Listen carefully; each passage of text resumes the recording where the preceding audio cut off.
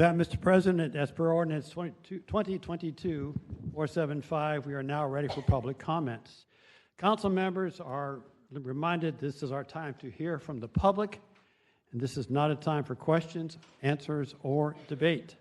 However, a member of the public may be invited to the green room for further discussions. A council member, again, can ask for that, subject to the approval of the council president. Ladies and gentlemen, if you wish to speak, you should have filled out a green public comment card. No cards will have been accepted after 5 o'clock since the meeting started at 4. Council rules call for an allotment of 90 minutes for public comments. Given we have an excessive number of cards, actually 63 cards, your time to speak will be limited to 1 minute and 15 seconds, so that all those wishing to speak will have an opportunity to do so. Your time will be displayed on the clock at the podium. Council rules prohibit members from disorderly behavior, and that all communications be respectful to council members, our staff, our guests, and other members in the audience. Further, we ask that your comments be directed to the body as a whole. Members of the audience should refrain from demonstrations during our meeting. That includes vocal demonstrations of approval, disapproval, applause, signs, or displays that cause a disruption of our meeting. During the public comment time, only the speaker will be allowed to the podium. Unless physical assistance is required, we provide this opportunity for public comment beyond what the state law requires. As such, you must state your name, your address, before beginning your comments, or just say my address is on file, meaning it's properly noted on the green cards. I will announce 5 speakers at a time in the order you are to appear.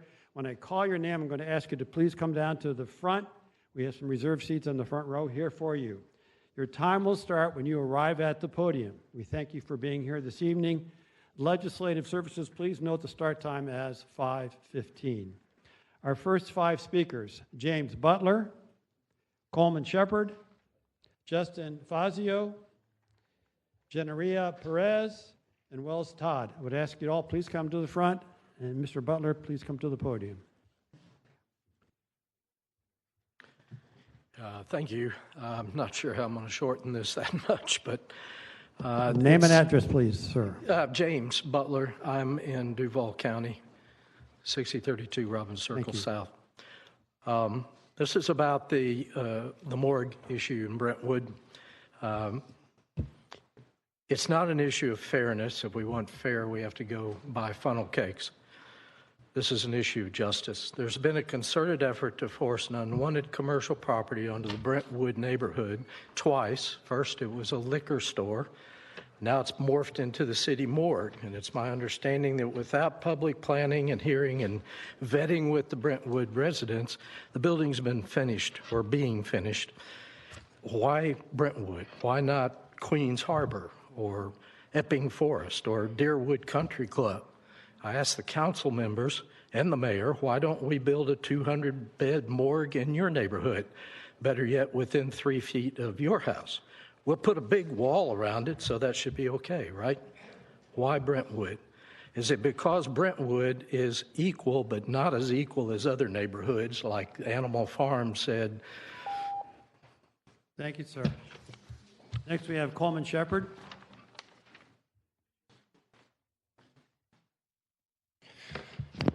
Good evening. My name is Coleman Shepard. My address is on file. I am here today on behalf of Feeding Northeast Florida to speak in respectful opposition of Ordinance 138. Now, we are a nonpartisan, nonprofit organization that is lucky enough to have the support of the city through PSGs and other funding.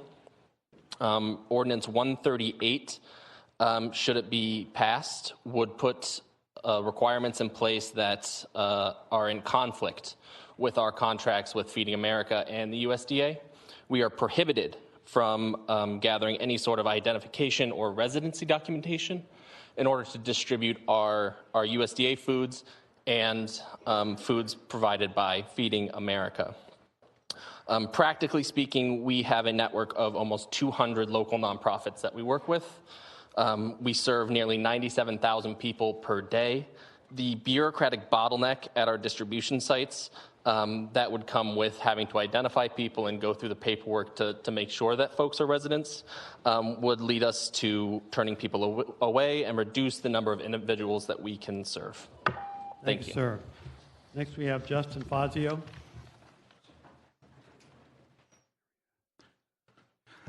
Hello, my name is Justin Fazio. My address is on file. Ladies and gentlemen,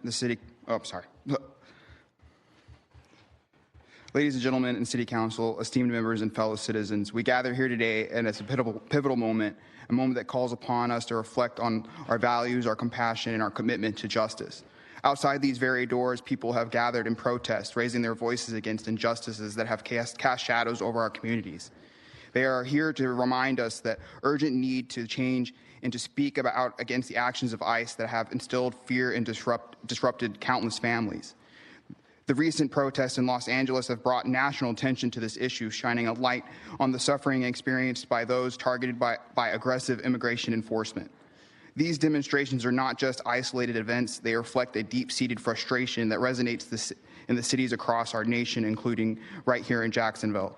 As we listen to cries of those outside, we must recognize that their anger is born from a profound sense of vulnerability. They are not just protesting, they are pleading for their recognition, for dignity, and for their humanity. These individuals are mothers, fathers, brothers, and sisters who have come to this country seeking not only... Thank you, sir. Thank you. Jenaria Perez.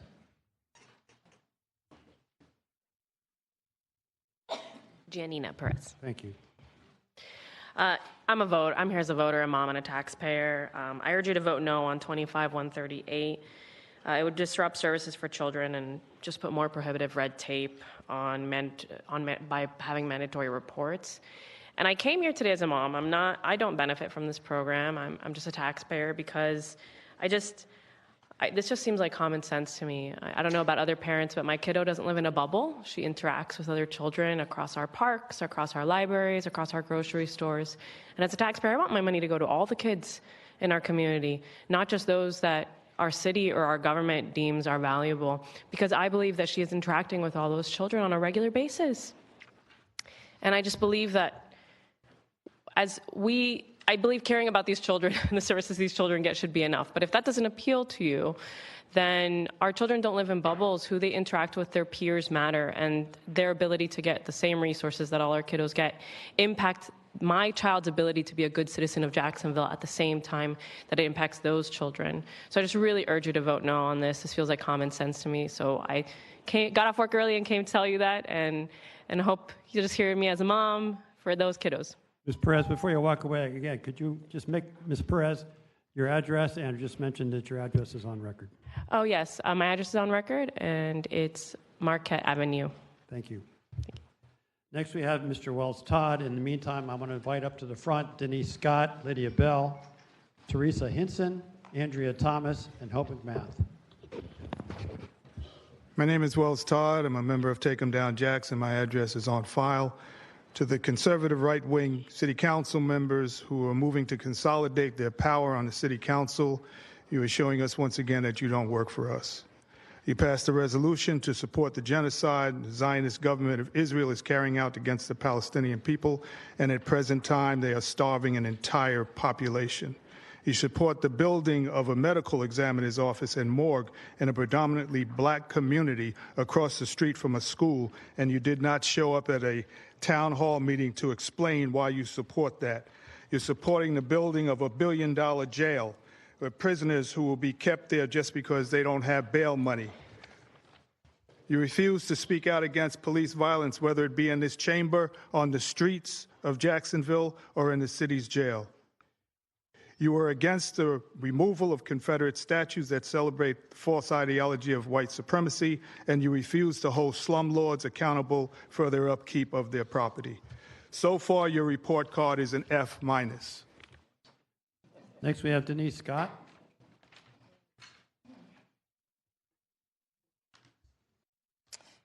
Good evening. My name is Denise Scott, and my address is on file. We're going to always be too loud for those that don't think that we should have a voice, and we're always going to be too visible for those that think we shouldn't be seen. The public comment portion of this meeting is just that, public comments. Quit trying to stifle our voices. We're not children. You want to change the rules in this chamber, but no one's addressing the real issue that occurred at last council meeting. Your overzealous officer that grabbed the young man by his neck and slung him over a row of chairs. That was the problem.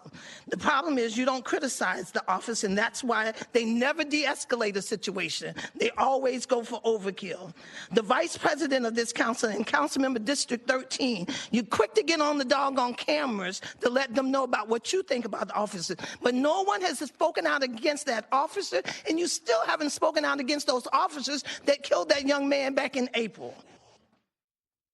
But you can get up there on your Facebook Live and support your bar, your local bar that has a Confederate flag. And yes, I'm talking about you, Councilman Rory Diamond. But you don't want to feed children. You got a problem with feeding children. You all are not right. Next, we have Lydia Bell.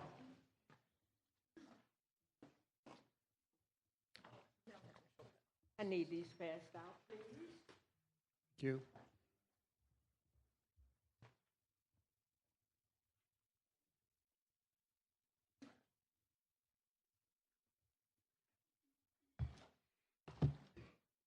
I need my time. We have it. Name and address, please. Sir, I get 1 minute, 15 minutes? 1 minute, 15 seconds when you approach the podium, as you did.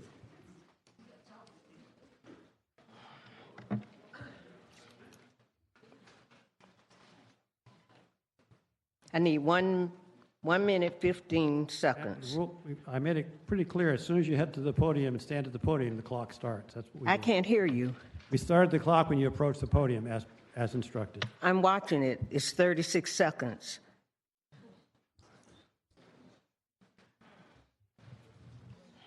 It's your time.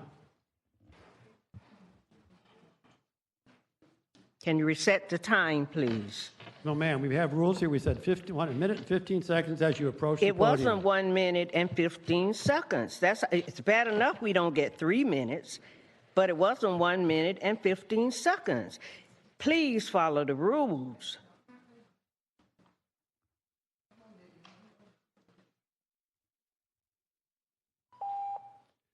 Next speaker is Teresa Hinson. You resetting it? Oh, No, ma'am. okay. No, ma'am. All right. Your time is done. Thank you. Ma'am, you burn up your time. It's the next speaker now. It's the next speaker now. You stood there the whole time your clock was running. Yes, ma'am.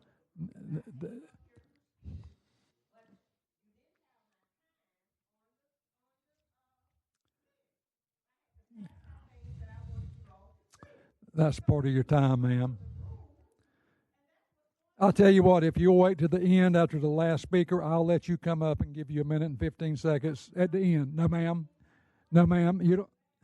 I'm giving you a chance to speak at the end of the speaking, but sit down now and we will call. No, ma'am. Sit down, please. No, ma'am. Sit down and I will let you come back. Have her sit down, please. And the next speaker. Yeah, go to speak to Mr. Peluso in the green room.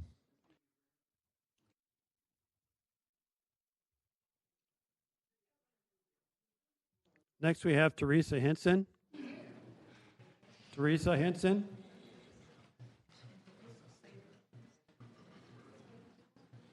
Andrea Thomas.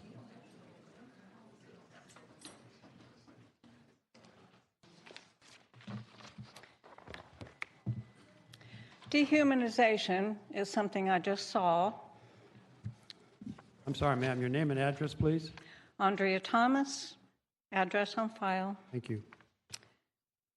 Dehumanization is the essential ingredient for genocide, for lethal legislation, for mass deportation, and for brutalizing council audience members. Dehumanization. This city council exhibited inhumanity when it criticized or ejected, handcuffed an audience member for clapping or snapping, something I heard at the beginning of this meeting and which met no opposition. 3 audience members were brutalized because of this selective application of rules. Thank you, ma'am. Next, we have Hope McMath. In the meantime, I'm going to invite the following to come to the front, please. I believe it's Candice Newsom, Tim Virgins, Jariah Merton, Armina Sharif, and Clara Sowers. Could you please come down to the front? Ms. McMath. My name is Hope McMath, and my address is on file. There is something cruel about what you all choose as a body to take up or not. You will take up a resolution to support the actions of a nation involved in genocide, but you will literally ignore, demean, and smack down your neighbors who ask you to recognize the victims of that genocide. You can come up with funds to buy land, support billionaires, and build a new jail, but not care for our unhoused neighbors or repurpose a morgue that was unethically built in the middle of Brentwood. But your cruelty and elitism is remarkable when we look at the new policy 25-138. This specific bill will disallow children whose parents were born in other lands from accessing after-school programs. It is simply nasty. You are about to tell children who are no different than your own kids or grandkids that they are undeserving of mental health supports, educational programs. These programs are paid for with our tax dollars, including those paid for those who have fled from other nations from the broken policies of our own nation. You are creating a crisis that does not exist, and we are all harmed by this cruelty. Thank you. Ms. Newton. Please help me with your first name, ma'am. Hello, council people. My name is Candice Knudsen, and my name and my address is on file. I'm go to visit any other country in the world, and I cannot access public utilities and get help from their government. I have to go on my own dime. I don't have any rights over at any other country. Just just try to fit in. How dare these people who come over here expect to have their total rights and dry our economy dry because they don't have money. We didn't either. That is what I need to stress. Equality. We deserve to keep our taxpayers, and you all go home. Thank you. I yield the rest of my time. Next, we have Tim Virgins. Tim Virgins.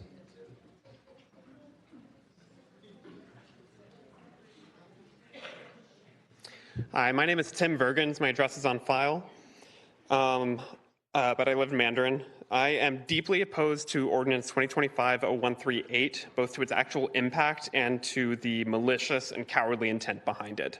I read the bill and all of its amendments in their entirety. This bill helps no one and would do harm to the Jacksonville community and is a thinly veiled pretext for racism. Regarding the anti-DEI portions, racism is now entrenched in our institutions, and a hiring manager pretending to be colorblind does not guarantee fair or non-racist results. It instead perpetuates existing institutional racism and prevents mitigations of bias. Secondly, undocumented immigrants are members of our community. They work essential jobs. They commit less crime than native-born Americans, according to a National Academy of Sciences study in 2020. They pay taxes, and they get no public benefits out of it. According to the Cato Institute in 2023, an immigrant who arrived in the U.S. at age 25 and did not graduate high school will net pay $200,000 more in taxes than they will receive in benefits. They are not harming us. This is an attempt at scapegoating them, and I'm deeply opposed to this measure. Thank you. Thank you, sir. Next, we have, I believe it's Leroy Merton. I apologize if I butchered that. Isla Ray Merton, is that close? All right, good. I printed that name on purpose just to make sure you could read it. I had a 3-minute speech that I put down to a minute and a half just in case, but you guys have got it even shorter. appreciate this time, and so I will just tell you that I support repurposing the morgue, and I'm concerned about children, that they should be supported no matter where they come from. And I'm also concerned about activists being overly brutalized in this chambers. Thank you. Ma'am, do your name for the record, please, and your... Isla Ray Merton, and my address is on file. Thank you. Next, we have Amina Sharif.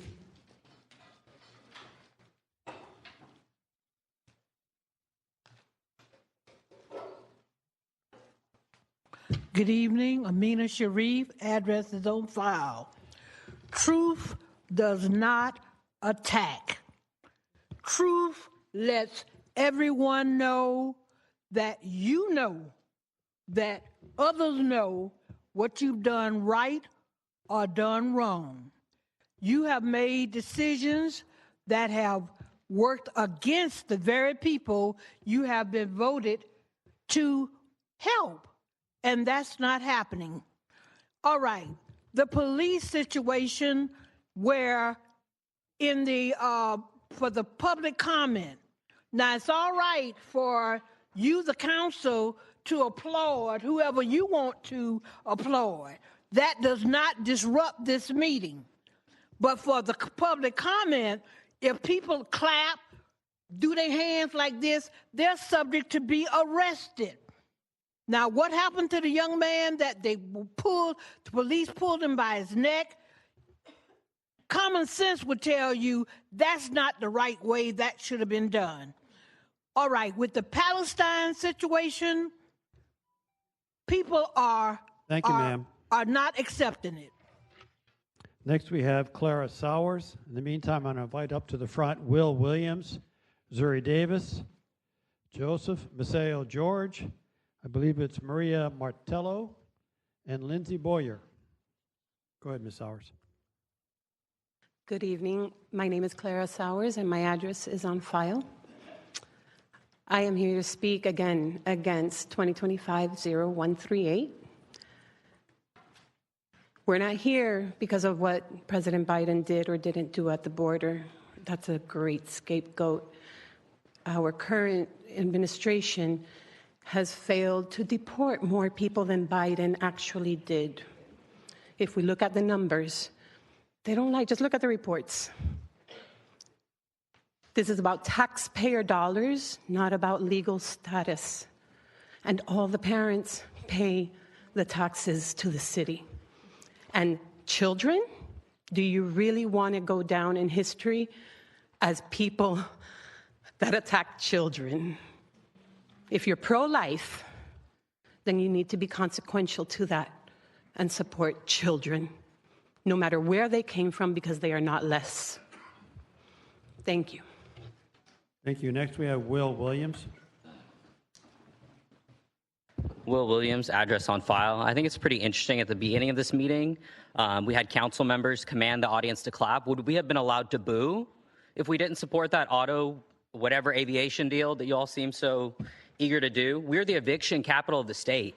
Why don't you spend some time dealing with our housing economy that is leaving our neighbors and your constituents unhoused, who end up in the jail because they can't pay for housing. And then they get further in, I'm gonna have to jump since you all have cut our time so short. I also want to speak about this Bill 138. It is absolutely ludicrous. You've already heard from groups like Feeding Northeast Florida that this is going to stifle so many social safety nets in our city, not just for the people you're targeting, but for everybody. You'd rather bury us all just so that you can attack a small group of people. Embarrassing. When are we going to stand up for people like your constituents in Brentwood? It came out today. The city never did an environmental impact study for that community. You didn't care. You didn't care to ask. You didn't care to stand up. I ask again. Are we allowed to boo when you command us to clap? I mean, what really are our rights? Next, we have Zuri Davis. Zuri Davis, address on file. 3 city council members committed financial crimes in their charities for disabled veterans and homeless people. Go ahead and Google Canines for Vets and Claire White Mission, and now some of them are pretending to care about how the city spends money that helps little children. Well, I guess stealing from charities is the only thing that one of the city council members knows how to do. And of course, he ran away to the green room because you are a group of cowards. Look at all of the empty chairs here. Thank you for your perfect attendance record, council member, empty chair. 2 of the people who introduced this anti-immigrant bill are minorities. Your DEI hires, no amount of racist ordinances will change the fact that your party will always see you as inferior because of your race and your sexuality. JSO's greatest hits, literally, include beating someone up in this chamber 2 weeks ago and beating Charles Faggart to death in the jail a couple months ago. And Sheriff T.K. Waters literally stared down Charles Faggart's mother a couple minutes ago. You people are hilarious because your ops are literal residents of Jacksonville who voted you in, who want a city where we don't have to worry about getting evicted, where we can have sewage that works during hurricanes. Thank you, ma'am. Next, we have Joseph Maceo George.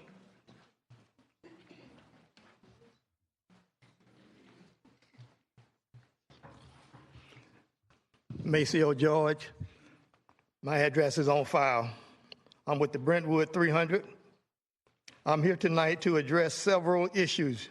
First, the citizens of Brentwood insist that the morgue in our community be repurposed. OSHA, it states that a morgue and a forensic lab should not be in a neighborhood. On Ordinance 0138, we ask that the City Council vote no. It is flawed and mean-spirited. Also, the people demand that the charges against the 3 citizens that was arrested last meeting be dropped. Finally, a recent USF opinion poll revealed that 53% of the public do not approve the action taken by the City Council. It is clear that there is widespread discontent, not just among the public, but possibly within the City Council itself, as demonstrated by the behavior of the City Council newly elected president in a recent meeting. It is time for this council to reflect on this action and make the necessary changes. Thank you, sir. On time. I believe it's Mara Matello, and I apologize if I didn't do that well. Good evening. Thank you. Myra Martello, my address is on file. I'm here to request that you vote no in the ordinance regarding immigration. Not only it's because it's the humane thing to do. All children deserve to be protected. But also I want to call your attention to the fact that this is going to be almost impossible to really implement because in case you don't know, there are plenty of families that have mixed status and there is no way for you to record that. Plus, it will be illegal with several federal mandates. But also want to remind you, and myself as an immigrant and a recently naturalized citizen, that there is plenty of immigrants that even though they are undocumented in this city, contribute and pay taxes. So this is really unfair for our community. It sends the wrong message for our city and especially for our children. Thank you. Next, we have Lindsay Boyer. In the meantime, I want to invite Yasmin Andi Sajid, Zachary Carter Best, Pierre Romana, Kiana Blaylock, and Catherine Benaria, I believe it is, to please come down to the front. Go ahead, ma'am. Lindsay Boyer, address on file. I'm here with the Jacksonville Palestine Solidarity Network to voice my opposition to Ordinance 0138. The authors of these bills have been quoted citing public safety, an age-old form of xenophobic propaganda that dates back to the 1920s Ku Klux Klan. It was a lie then, and it's a lie now.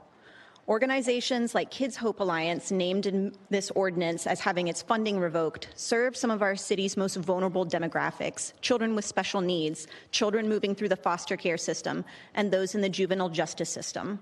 Among other services, the Kids Hope Alliance provides therapeutic and creative practices for children who have already lost so much, but we're supposed to believe that taking even more from them will somehow keep us safer? How insulting. This ordinance is nothing but a thinly veiled attempt to capitalize on rising xenophobic and white nationalist sentiment in a bid for more power. Furthermore, this ordinance violates the Equal Protection Clause of the U.S. Constitution and is in direct conflict with existing state law that prohibits local governments from enacting their own immigration enforcement measures. The legal challenges and bureaucratic inefficiencies that would surely follow would result in costly lawsuits for the city on the taxpayer's dime. Thank you. Yasmin Andi Sajid. That was close.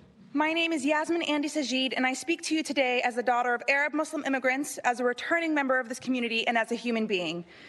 I'm here to speak out against Ordinance 2025-0138 and against the broader pattern of repression the city embraces. This ordinance targets immigrants not to make us safer, but to gain personal political advantages while using innocent families as scapegoats, all while ignoring the real crises our community faces: housing instability, poverty, and underfunded services, to name a few. Meanwhile, residents of the city, including local organizers merely exercising their right to free speech and peaceful assembly, are being arrested and brutalized for speaking out against the genocide of the Palestinian people that our elected officials have failed to give an actual crap about. We demand their charges to be dropped. We have a right to protest injustice. And if safety in this council's eyes means silence, then it is not safety, it is submission. Repression is not leadership. Jacksonville deserves policies shaped by compassion, not control. We deserve policies shaped by the people, not only those who are in power. And when the police abuse their power, the city has a responsibility to act, not look away.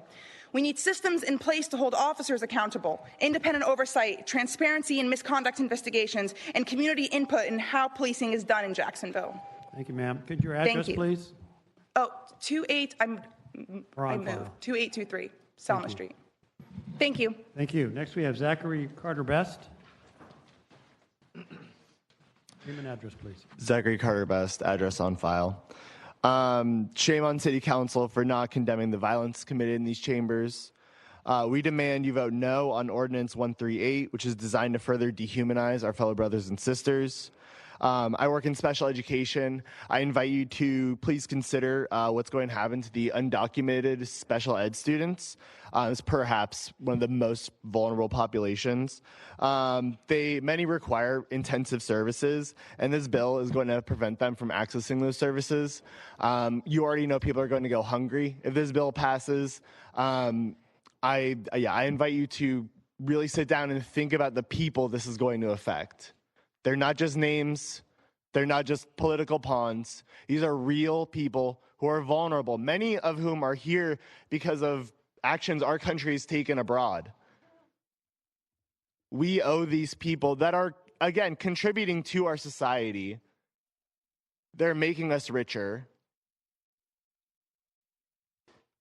I yield my time. Thank you, sir. I believe it's Pierre Ulamana. Hope I'm close. Thank you. My name is Pierre Uwimana, and my address is on file. I am here representing Florida Immigrant Coalition and opposing Ordinance 138. According to American Immigration Council, in recent years, the household of Floridians who are immigrants, they paid approximately $17.9 billion in federal taxes and $6.6 billion in state and local taxes. These dollars paid by immigrants, including those who are undocumented, they contribute to social programs like Social Security, Medicaid, and many other programs. And you are asking the city to exclude those who pay these taxes from getting services. Are you going to pass another bill to ask them not to pay taxes? Jacksonville. Thank you, sir. Next, we have Kiana Blaylock. Kiana Blaylock, address on file. We are here not to request or beg or plead. We are here to demand that you all vote no on Ordinance 2025-0138, that you drop all the charges against the activists arrested for speaking out for Palestine City Council, and end the political regression and repression of anybody who comes to speak against you all. You clearly want us to die. You want us to be houseless. You want us to be uneducated. You want us to suffer. Councilman Rahman Johnson stopped me outside of City Hall a couple weeks ago in efforts to little girl me, to tell me that I don't understand how this all works. I'm a grown woman. I understand how this all works. The problem is that you all are okay with business as usual and expect us to be civil while you all are showing us that you are all evil, right? Either you are silent in our suffering, or you are ready to pass ordinances that show the people who you claim to serve, who have put you in these seats, that you do not care about their lives or their livelihoods. Y'all are only hard when y'all are behind these and y'all matching outfits. Y'all ain't hard for real. Y'all don't care about us. Thank you. Catherine Veneria. Catherine? I'm going to invite down to the front, I believe it's Kyle Kearney, Daniel Padilla, Jimmy Tomazinis, Kathleen Pereira, and Tom McGuire. You all please come down to the front. First we'll have Kyle.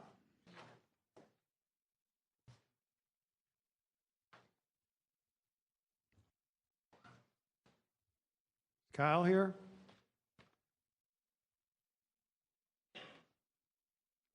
Daniel Padilla?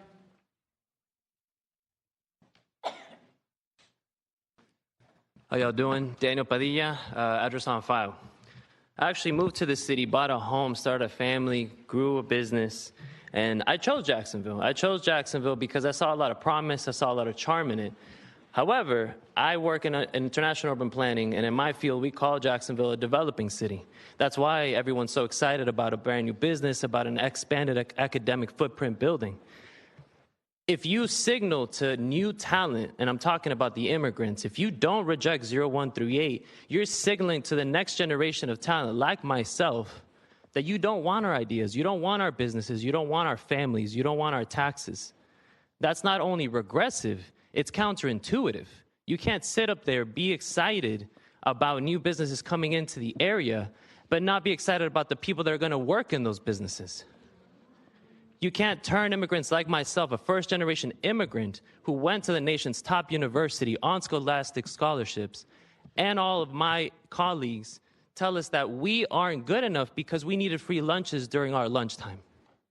You can't tell us that we aren't good enough to have businesses in the country, that we can't come to newer cities, to come to developing cities, and be great. Thank you. Next, we have Jimmy Tomazzini. Jimmy Tomazinis, my address is on file. I'm here in opposition to 2025-0322, the reallocation of public funds to support the dredging of Deep Bottom Creek. Historic aerial imagery starting in 1942 shows a creek that wouldn't support the navigation that they're requesting to have the current property owners. It wasn't until subsequent dredge and fill activities in the 60s all the way up until the 90s that created the highly channelized creek system that we have today. And I'm here to oppose the use of public funds to continue the degradation of that creek system. The $300,000 to $400,000 that we're going to see as a need for the city to put into dredge for this is going to show about $30,000 to $40,000 of direct investment on these properties bordering the creek. Other residents aren't going to see that in our lifetime. I'm not opposing the property owners supporting the dredging on their own dime, but I don't think the city has we don't have to support it with our taxpayer money to do so. There's much better ways we can spend our money. I sent an email with some supporting documents. Take a look. We'll see. Next, we have Kathleen Pereira. My name is Kathleen Prairie. My address is on file. Let's keep things moving in the right direction. Past 2025-138. We don't want our tax dollars being spent on illegal aliens, and illegals are never entitled to public housing above our own needy citizens. The rhetoric of the usual suspects here is based on the same tropes of those who hate our country. The bottom line is they want illegal aliens here so they can be the new slaves for them. They aren't living in reality. And about their plea for the children, the answer is simple. They can go back with to their country with their whole illegal family. Thank you. Tom McGuire. Good evening. I'm Tom McGuire. My address is on file. One of the hardest things our moms ever said to us is life is not fair. But shouldn't it be our responsibility to try and make life fairer? What happened here in the last City Council meeting was not right. It was not just, and it was certainly not justice. What I propose to deal with this in the future is, first, a new 5-second rule. Let's allow the 5 seconds between speakers to belong back to the public. Let them react like normal human beings would react to anything, and then move on. If anything's excessive or goes beyond that time, then fine, by all means, jump in. Second, I find the proliferation of tactical gear in these chambers an affront to decorum. It is intimidating, and it is not respectful for the people that come in here to speak to their representatives. Finally, let's talk about de-escalation training, because obviously that is something that JSO needs to consider to using more of. And if they need help with that, I would be glad to help. As for this 2138, well, thank you. Thank you. Are you Kyle? Come on up, sir. And your last name, please. Kyle Cuny, address on file. Ordinance 138 represents a test of your priorities. On my way to this building, I left my neighborhood, which has seen rent drastically increase. I passed my neighbors whose wages have stagnated. I passed the grocery store where basic necessities have gotten more expensive, and the pharmacy where my life-saving medications have become unaffordable. My bus was late, and the ride was bumpy from the numerous potholes on the road. As I approached this building, just around the corner, I passed several homeless people baking in what's likely to be the hottest Florida summer on record.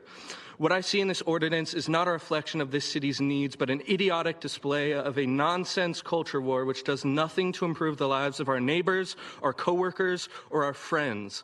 Let me be perfectly clear. Immigrants are welcome in Jacksonville. They play games and pay taxes with the rest of us, while often failing to receive what little benefits the city provides us. I ask you this: what matters more, your constituents or this cruel, disgusting, embarrassing display of government incompetence in the face of a financial crisis?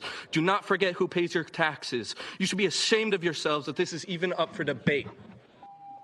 Thank you. Next we have Tracy Karpus. If you come on down to the front, I believe it's Brian Downey, Monica Gold, Shelby Robinson, and Moss Edwards. Again, if you all could please come down to the front. Entertain Tracy as soon as you get here.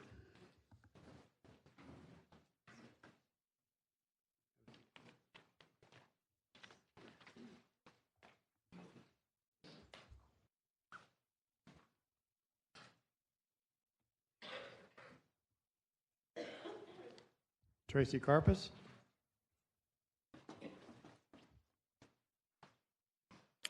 My name is Tracy Karpus. My address is on file, and I'm Charles Faggart's mother.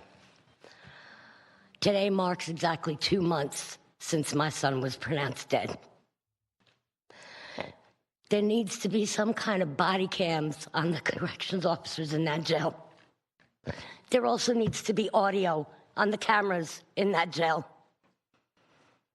There also needs to be restraint chairs that cannot be moved in that jail. I was unaware of all of this until very recently. And the way I found out should never happen to another human being on this planet.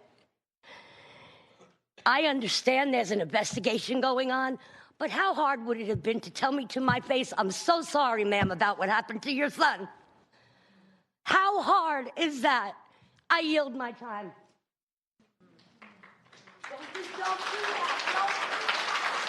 Next we have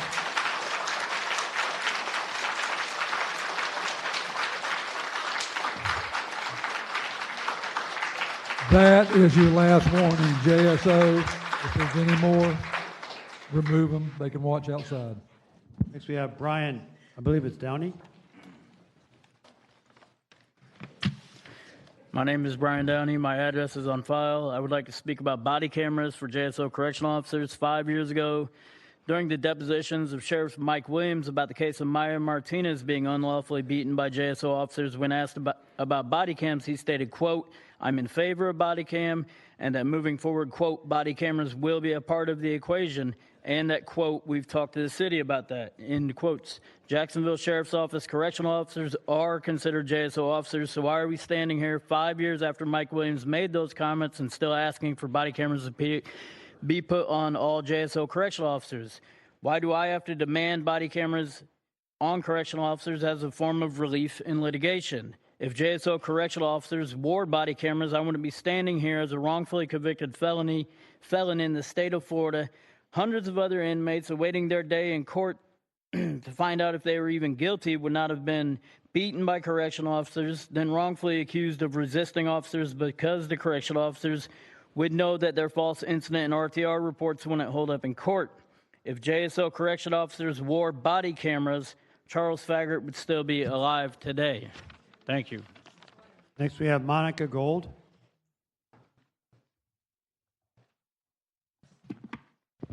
My name is Monica Gold. My address is on file. I'm a local public school teacher. Many of my students I teach have come to the States from varying nations across the globe. These students and their families serve no threat to this council, yet they are being targeted as if they do. Ordinance 0138 is not necessary. It is a cruel and cowardly ordinance representative of mean-spirited men that exert their power by harming children, our most vulnerable population. Every city council member who votes in support of this ordinance will wear a badge of shame fit only for grown people that proudly abuse children by stripping them of necessary resources. The current image of City Council is one that encourages the brutalization of constituents, belittles the Brentwood community for demanding death out of their neighborhood, emboldens the Zionist entity that is enacting a genocide against the Palestinian people, proposes legislation that harms innocent children and families, and asks multiple cops to forcibly escort an elder to her seat. Vote no on Ordinance 0138. Next we have Shelby Robinson.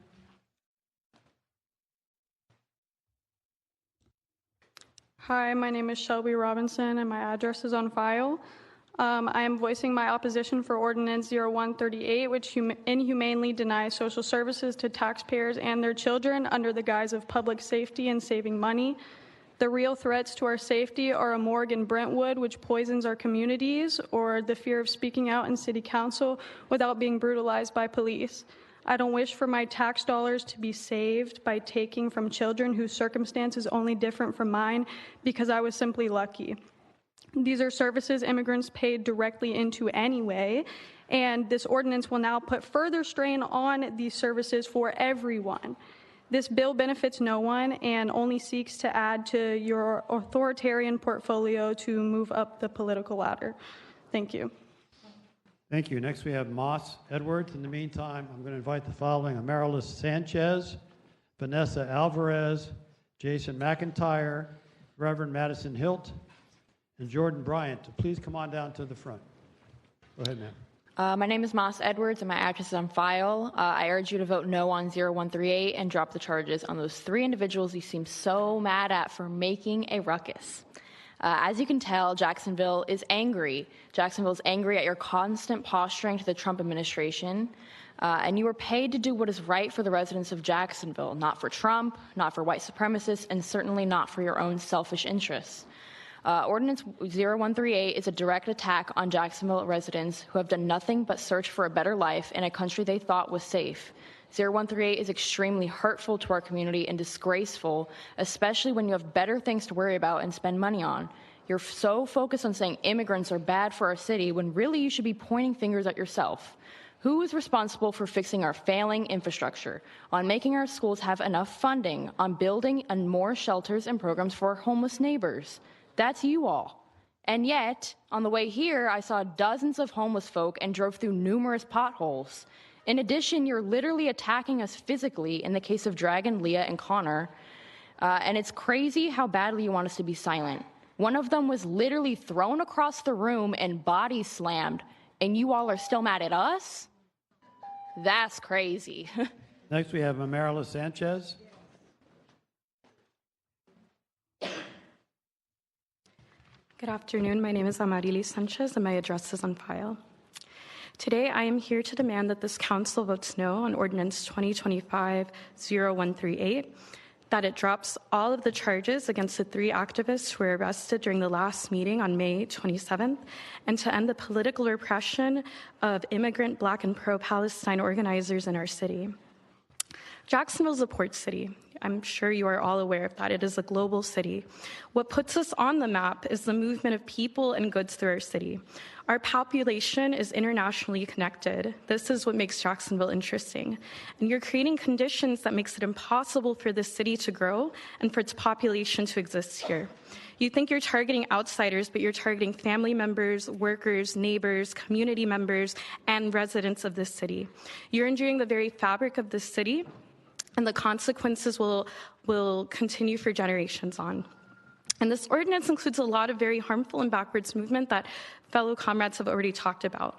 But why, too, the elimination of DEI? I'll remind you, DEI was created to promote equality in the workplace and educational spaces in order to end segregation. Duval County Public Schools itself remained functionally segregated well into the 1990s. Thank you, ma'am. Next, we have Vanessa Alvarez.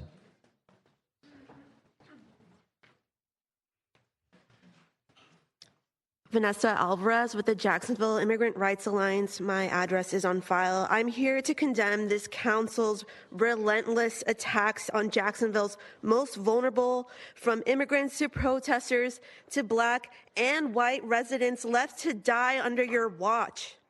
Vote no on Ordinance 0138. It's a hateful, illegal stunt that will get people killed.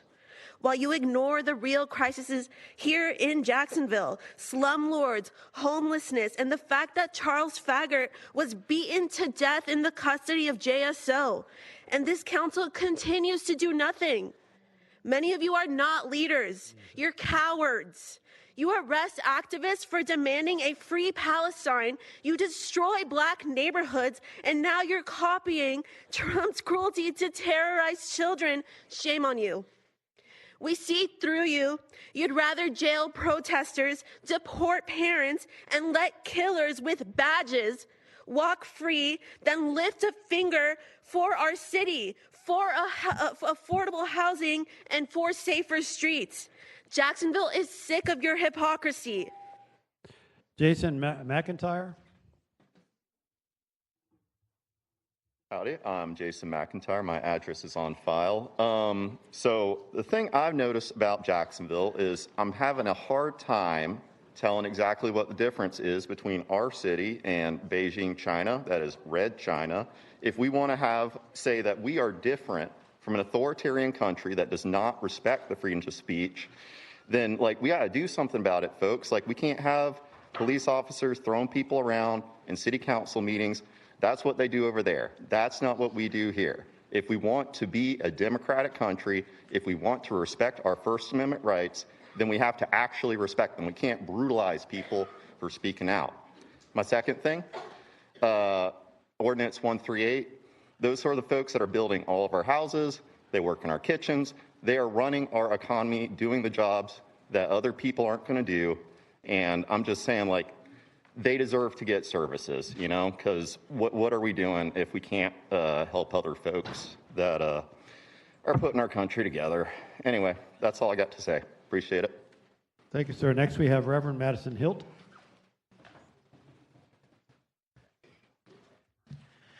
Reverend Madison Hilt, address on file. We are Jacksonville. We are the bold new city of the South.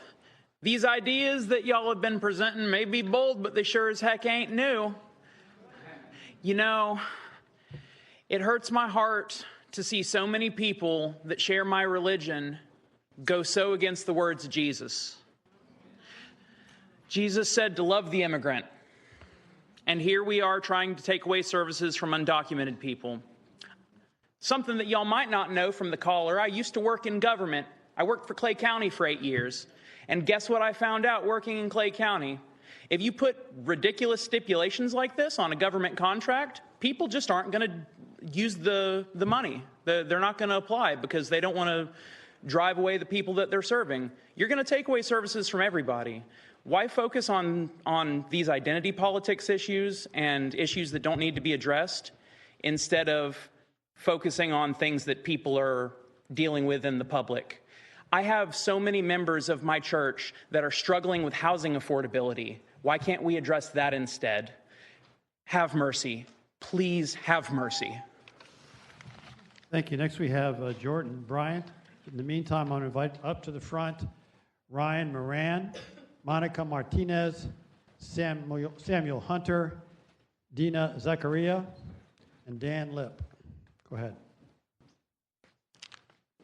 Hello, my name is Jordan Bryant. My address is on file.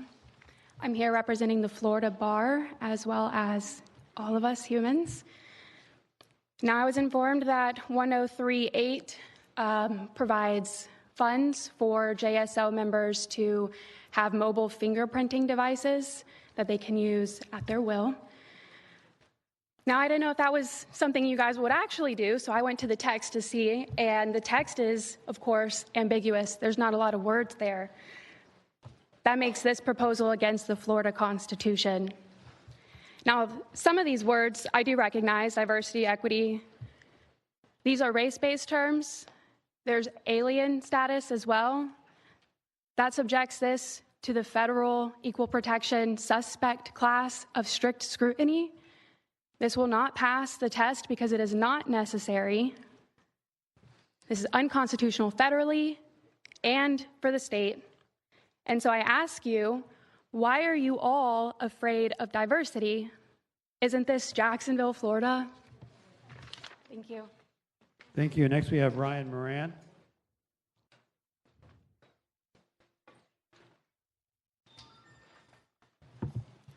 I'm Ryan Moran, address on file.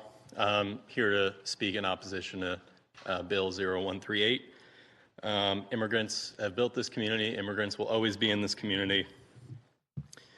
If members of our government, federal, state, and local, are going to receive campaign contributions from corporations that exploit and destabilize foreign nations and then shun the children of those nations when they seek refuge here in the country that destroyed theirs, then that's a major problem. We're never going to go away.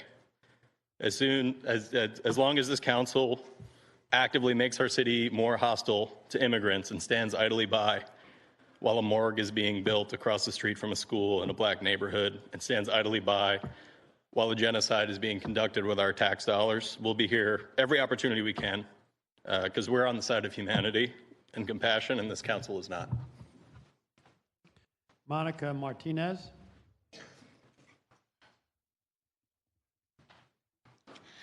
Hi, my name is Monica Martinez. My address is on file. I'm so tired of having to come up here and having to tell y'all to do your job, and your job is to listen to us, listen to the people that come out and demand for you to say no and to vote no on 0138. A couple months ago, I was also here for 0147. How much more is it going to take for y'all to be tired of passing this, of passing these unconstitutional laws that are targeting immigrant children, immigrant families, just for your own political agenda? It is a shame. Like one of the constituents said, you guys, all of you are cowards. All of you disgust me trying to pass this sort of ordinance in our city. But I will tell you that the people are not going to back down. Even if you do pass it, and you've heard every single person that has came up here and told you to vote no, we're still going to fight back against this ordinance. Just so you know, mark my words. Next we have Samuel Hunter.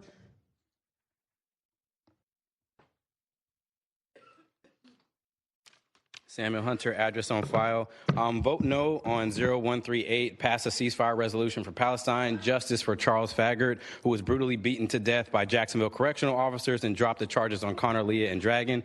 This ordinance, if passed, will add to your rotten legacy. We have the oppressive and violent ordinance 0147, the violent tweets insinuating we will be shot for exercising our right to protest, the violent intentional spread of misinformation calling us paid protesters, the support of a 50,000 square foot morgue in the last minute restructuring of a community benefits agreement that backtracks on the handing out of resources to the very people that you swindled into supporting you, the ignoring of all of our requests to pass a ceasefire agreement, and the unwavering support, both financially and verbally, to back a rotten sheriff's office with a proven track record of violence, sexual misconduct, domestic violence, multiple murders, and drug rings. You call us crazy, but you have like an off-duty officer acting like John Wick, hopping out on the highway, shooting into trucks and whatnot, and then going back to work like nothing happened.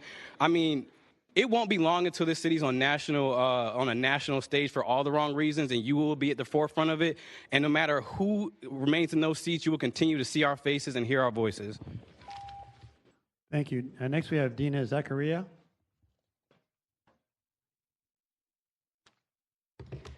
Dina Zakaria, address on file. Y'all took 5 whole minutes to reiterate rules of public comment, but refused to give Ms. Bells to let her speak for 1 minute and 15 seconds. You also took a whopping 0 minutes and 0 seconds to condemn the police's brutal and unjust removal of your constituents. 3 innocent people arrested. They did nothing wrong, unless you consider calling out City Council's complacency a crime. Instead of holding killer cops accountable for the murder of Charles Faggart, you greenlight brutalizing us for using our First Amendment rights. Instead of taking time to condemn an occupation, you move to support genocide and the suffocation of thousands of children under the rubble. Instead of promoting life in Brentwood, you want to profit off of death. With Ordinance 138, every person on this land deserves dignity. How we treat our most vulnerable shows who we are as a whole, and looking at your track record, your true colors are showing an ugly shade. The answer to immigration isn't to further tighten xenophobic clutches, snatching a parent from their children from their homes, and a family's right to live with proper services to live a dignified life. You say this bill would make Jacksonville a better place, but I have a hard time believing you care about the people in this city. You can prove us wrong and vote no on Ordinance 138 and drop the charges. Thank you. Thank you. Next, we have Dan Lipp. In the meantime, Lorelei Dodge.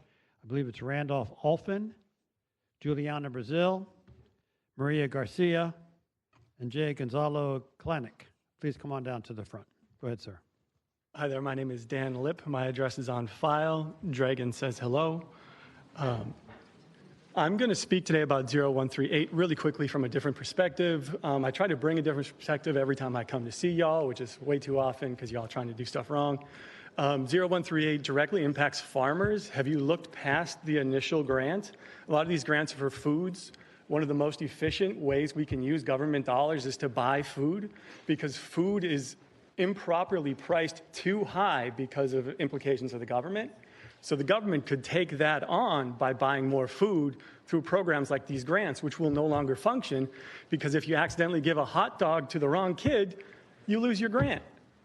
So your law is short-sighted. It hurts farmers, truck drivers, meat packers. I cannot figure out who it helps. Can you reflect on that? Who does this bill actually help? And when you find that guy, can you slap him for me?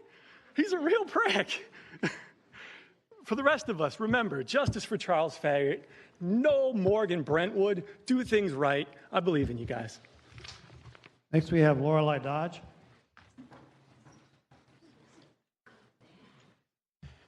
Lorelei Dodge, address on file. Vote no on Ordinance 138. Drop the charges on the pro-Palestine activists you arrested in the political repression against immigrant, Black, and pro-Palestine organizers. Ordinance 138 is illegal, violating the Emergency Medical Treatment and Labor Act. It is dangerous, denying Jacksonville community members life-saving medical care. And this bill is a smokescreen distracting from the real issues in the city, such as a housing crisis grown out of control and crumbling infrastructure. You call us disruptive, but you allow police violence in this chamber to go unpunished. Drop the charges on the 3 activists arrested for opposing genocide. Vote no on Ordinance 138. Drop the charges, end the political repression, and while you're at it, repurpose the morgue in Brentwood, stop the construction on the billion-dollar jail, and pass the ceasefire resolution. Thank you. Next we have, I believe it's Randolph Olfen. I hope I'm close. Hi, my name is Randolph Wolfus, and my address is on file. I'm speaking as a student coming here to Jacksonville. Been here for a bit of a year, and this summer I've kind of been wanting to learn more about what's happening politically in Jacksonville. And the main thing I've learned after talking to all of these community members, the homeless, people in Brentwood, and many others who live here in our community here in Jacksonville, is that a lot of this government stuff kind of does not make sense, at least with the goals that's happening here. I mean, as representatives, you have people in Brentwood who are trying to talk out and speak about their own issues going on in their homes. People that you are supposed to be representing are talking about how they don't agree with their tax dollars being used for things like Ordinance 138, I hope I remember that right, and how it's hurting our own communities. People, immigrants, like whether they're documented or not, are foundational to our community in helping to run everything here. And for some reason, we don't really value a lot of those jobs that are being done because we pay them minimum wage, and it's not enough to cover a lot of these housing issues right now. It just doesn't make sense to me how a government and people who are supposed to be representing us who don't listen to us as people. Thank you, sir. Juliana Brazil.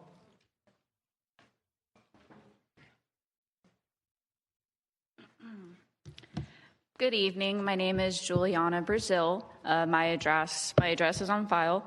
I first want to say demands from Jacksonville Palestine Solidarity Network. It's been the same for over a year, so you already know I'm going to say sign the resolution, guys. You know that this is wrong. If this were your children, you would not be okay with it. You do not want this to come back and say, this is the people that you are.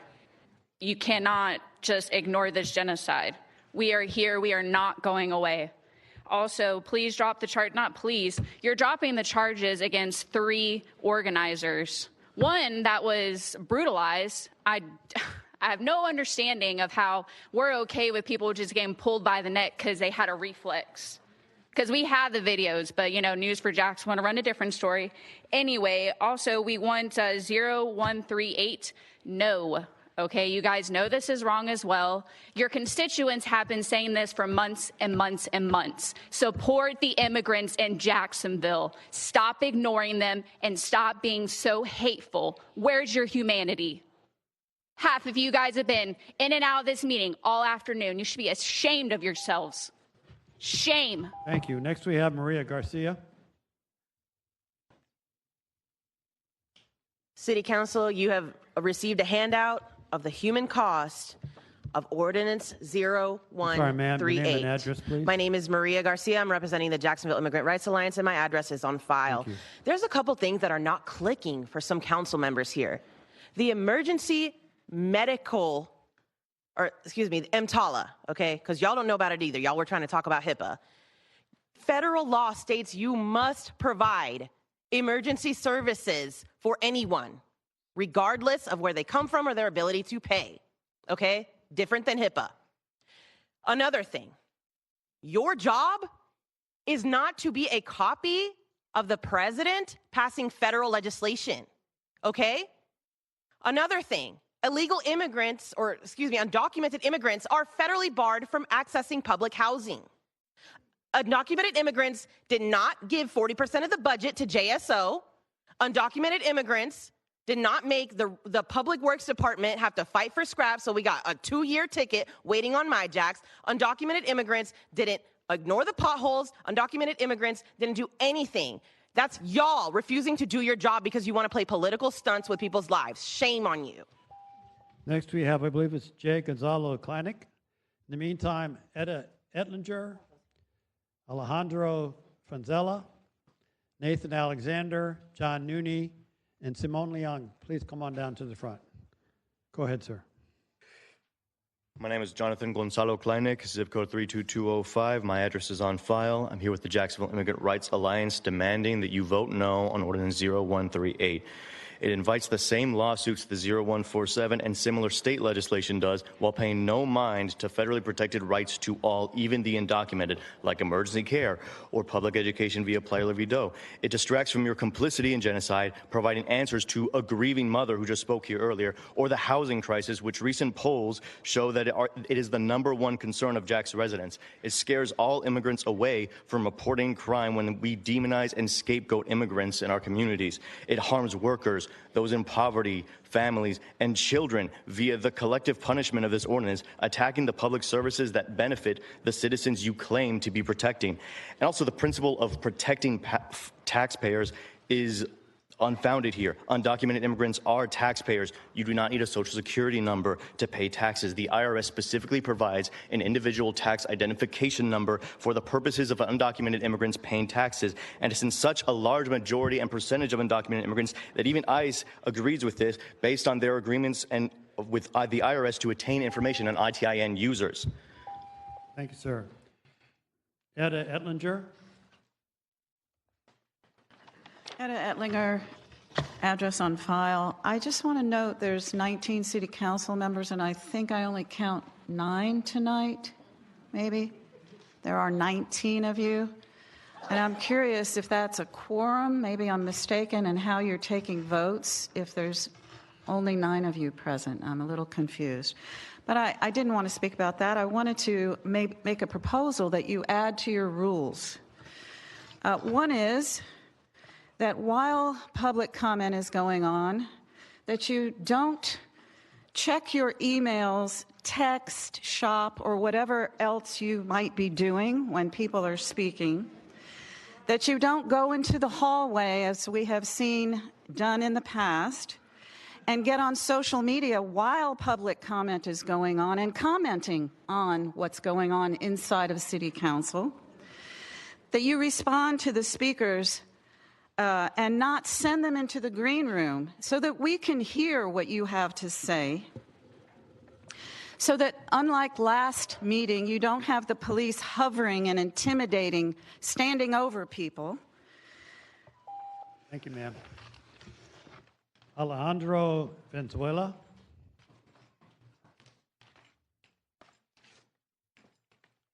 Name and address, please. My name is Alejandro Franzuela. My address is on file. Say no to 0138. There are plenty of reasons why you should. I'll stick with 4. It's illegal because, frankly, it goes against and violates EMTALA. It's immoral because this is the kind of thing that separates children from families, breaks families up. Over what? A status? It's traitorous because this is the kind of thing that opens the door for authoritarianism, assuming, of course, that door isn't already open. And finally, and frankly, something that you should be seeing as common sense, it's a waste of time and money. There are broken roads, pipes, infrastructure, and everything that needs to be fixed. And you want to focus on this? Clearly, you've heard everything that we've had to say. So why aren't you listening? Thank you. Thank you. Next, we have Nathan Alexander. My name is Nathan Alexander. My address is on file. I'm here to talk against Ordinance 138. First off, we just got to talk about it. Remember, everyone, that undocumented citizens pay the same sales tax and the same property tax as undocumented citizens. This ordinance is to keep undocumented people from services like after-school care, indigenous emergency care that they have paid for. It seems a little criminal to me. But I'm not here to talk about the legality of this issue. I'm here to talk about what's right. If we had a little bit more time, I'd go in and tell you how much I think everyone here who's going to be voting that calls themselves a Christian should read Matthew chapter 25, verse 31 through 45. Sum it up for you. In there, Jesus talks about when God tells people to depart because they did not treat the little people right. So 5 things I'm going to ask. Defer this for 2 weeks. Read those Bible verses. 3rd thing, talk to God. Ask him, what would Jesus do with it? 4th, set up time to talk to your priest or your pastor about, and then vote how you feel convicted after that. Thank you. Next, we have John Nooney.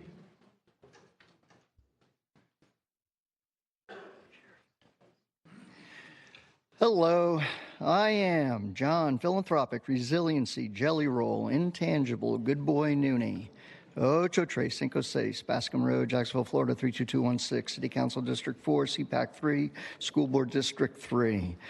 Mr. President, you want to get the gavel ready. But listen, point of order, Office of General Counsel. This is the May 25th agenda. And 2025-0394, it's travel trailer parks. I'm next to one. But there's a public hearing for 6/10/25, and it'll be continued on 6/24/2025. And that should be inserted between agenda items 63 and 67. And that's on page 25 of your agendas. So, I would just hope that you would just reach out to OGC, and just, before you get into public hearings, just ask the bill's sponsor. But this is evidence. This is just something that is countywide. And down to 8 seconds, I just want to tell everybody, visit Jacksonville. It's all about tourism. Thank you. Thank you. Next, we have Simone. In the meantime, I'm going to invite Blake Harper, Ryan Delaney, and Lydia Bell. If you're still here, please come on down to the front. Go ahead, ma'am. Name and address. Good evening. My name is Simone Young, and my address is on file. Welcome back, everyone who is in the green room while your constituents were imploring you to have a sense of humanity over the last 1.5 hours. I'm speaking in strong opposition to Ordinance 138. I really thought this bill was dead in committee, but it looks like some of you really wanted to revive another xenophobic bill to capitalize on the heinous anti-immigrant raids and policies going on right now because you think that somehow this will make you relevant.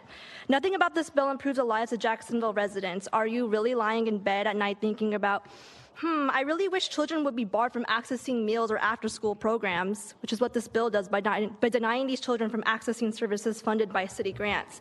Let me remind you that according to the most recent poll conducted by UNF in late May, City Council was the only group of elected officials that had net negative approval. Your approval was 42%, about 20 points less than the mayor. It's clear that the residents of the city are disappointed in you, and making more kids go to bed with empty bellies isn't going to change that. Vote no on 138. Next, we have Blake Harper.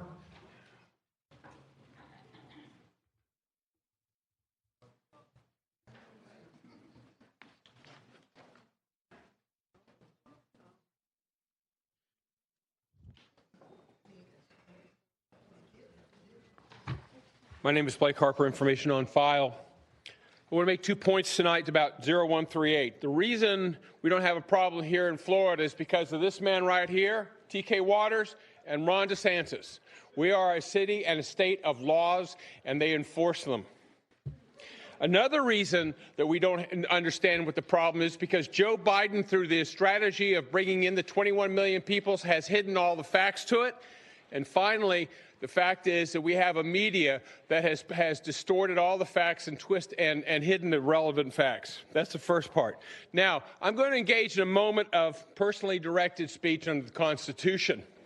We heard from Councilman Peluso last time, that illegal aliens, illegal immigrants do in fact pay taxes. Well, they also contribute to the GDP. But the reality is that far more than that. That's only the first part of the story. If you'll take a look at what I've handed out to you, this is actual testimony to Congress. Like their less educated and low-income born counterparts, the tax payments of illegal aliens do not come close to the covering of the costs they create. Thank you, sir. Next, we have Ryan Delaney.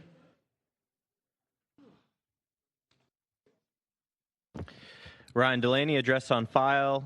I'm always worried when I see TK Waters attending. I think the last time he was here to make y'all pass a bill that gives him final say on the mountain of lawsuits against his out-of-control cops. What was the name of the officer that last settlement was over? It was Jose Garega, right? What's he up to now? What's he been doing?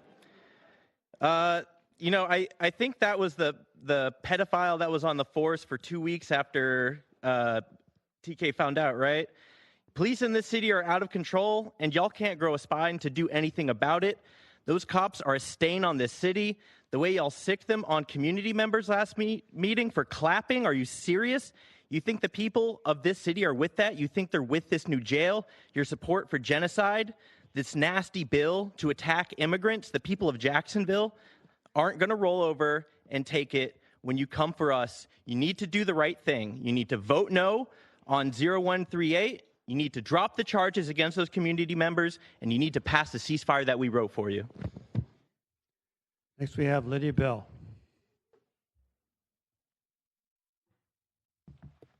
Lydia Bell, address on file, Free Brentwood 300. What I passed out to you all is a media advisory, and it says about the city of Jacksonville. The city of Jacksonville is the largest city by land mass in the contiguous United States, serving nearly 1 million residents. City of Jacksonville leadership includes Mayor Donna Deegan and a 19-member city council led by President Randy White. To learn more, visit jacksonville.gov. Now, here you advertise Jacksonville as being the largest city by square mile, but yet and still the only place you can put an industrial facility called a morgue and a forensic lab is in a small black neighborhood in Brentwood. A 51,000 square feet industrial facility that will be releasing deadly fumes across the street from Kemp School, 3 feet from our homes, but you advertise the largest city by square mile and disrespect black people like this. You all should be ashamed. I am. And then to pull a man by his neck and say they did their job. Mr. President, we have... Okay, that's it. Remove the one that's clapping.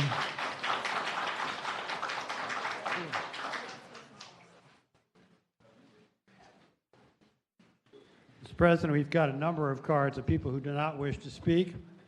First one is Juanita Powell Williams, who is in support of Scenic Jackson's position on the land swap issue.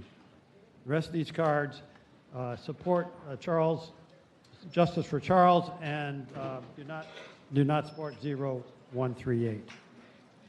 And they are Caspian Face, Danielle Cordy, Helen Kemp Stewart, I believe it is, Connor Cowley, Louisiana Elena Ilias Sowers, Acurius Olson, Annabelle Pierpoint, Sarah Price, Elijah D., I believe it is, Monique Sampson, Michael Sampson II, Barbara Sabitsia, Xavier Green, Isabella Puskas, Christian Gonzalez Orbagan, Nathan Sabella, Joas Mayo, not yet, Kirsten Gilmore, Katiana Silviera, Camilla Benal, excuse me, ma'am, Camilla Benal, J.M. Tucker, and Finn Coker.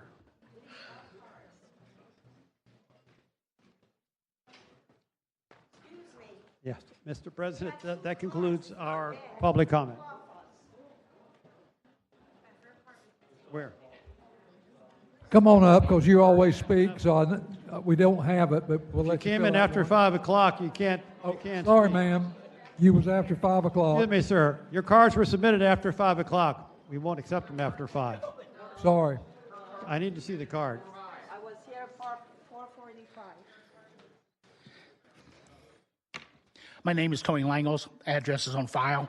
Sure. My card was submitted at 4:30, even though I forgot, but it was 4 o'clock meeting. I just want to say, once again, Tony Langos, address on file. I fully support Immigration Bill 1038, the immigration bill. We need accountability and not unlawful spending when it comes to illegal alien funding in our city. We cannot Californiaize Florida. We as taxpayers need to know how much money is being spent on illegal aliens who broke in this country illegally. I want to know what we as taxpayers are paying to this city to support illegal aliens. How much tax money, property taxes, income taxes, do illegal aliens contribute to our country? The cost of illegal immigration to taxpayers based on government data for Center for Immigration Studies estimate that 59% of households headed by illegal immigrants use one or more major welfare programs compared to 39% of households headed by U.S. born. Let's quantify these statistics for the Duval County residents who are taxpayers. I analyzed a national welfare graph demographics which compared the welfare of U.S.-born citizens, legal immigrants, and illegal immigrants. More money was spent on illegal immigrants. Thank you. Just a minute, ma'am. We're checking on your card and seeing what time it was stamped. Give us just a minute. My name is Margie Watkins. Give us just a minute. Gave her name. Just need to know Watkins. Go ahead.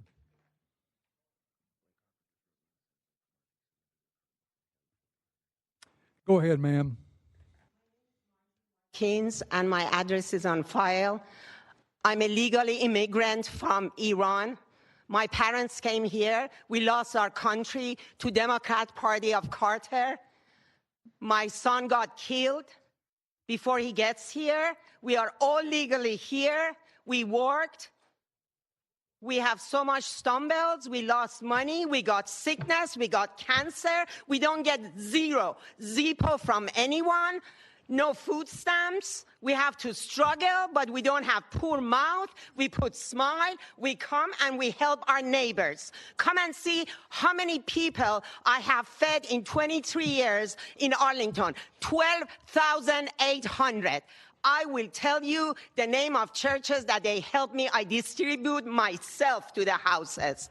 So I don't know what they people talking about, the children going hungry. They can come here legally. They are accepted legally. And also, I born in the city of Esther, in Susa, Iran, and I stand with Israel. God bless America and God bless Israel. Mr. President, I believe that concludes our public comment. Thank you.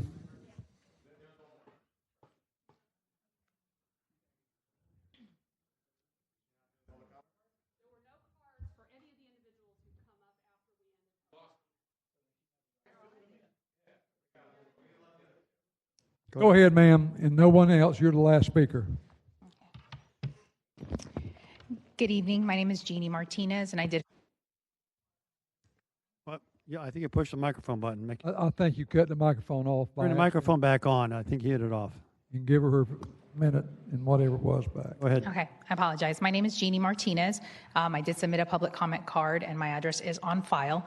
I am here this evening to speak about my opposition to Bill 0138.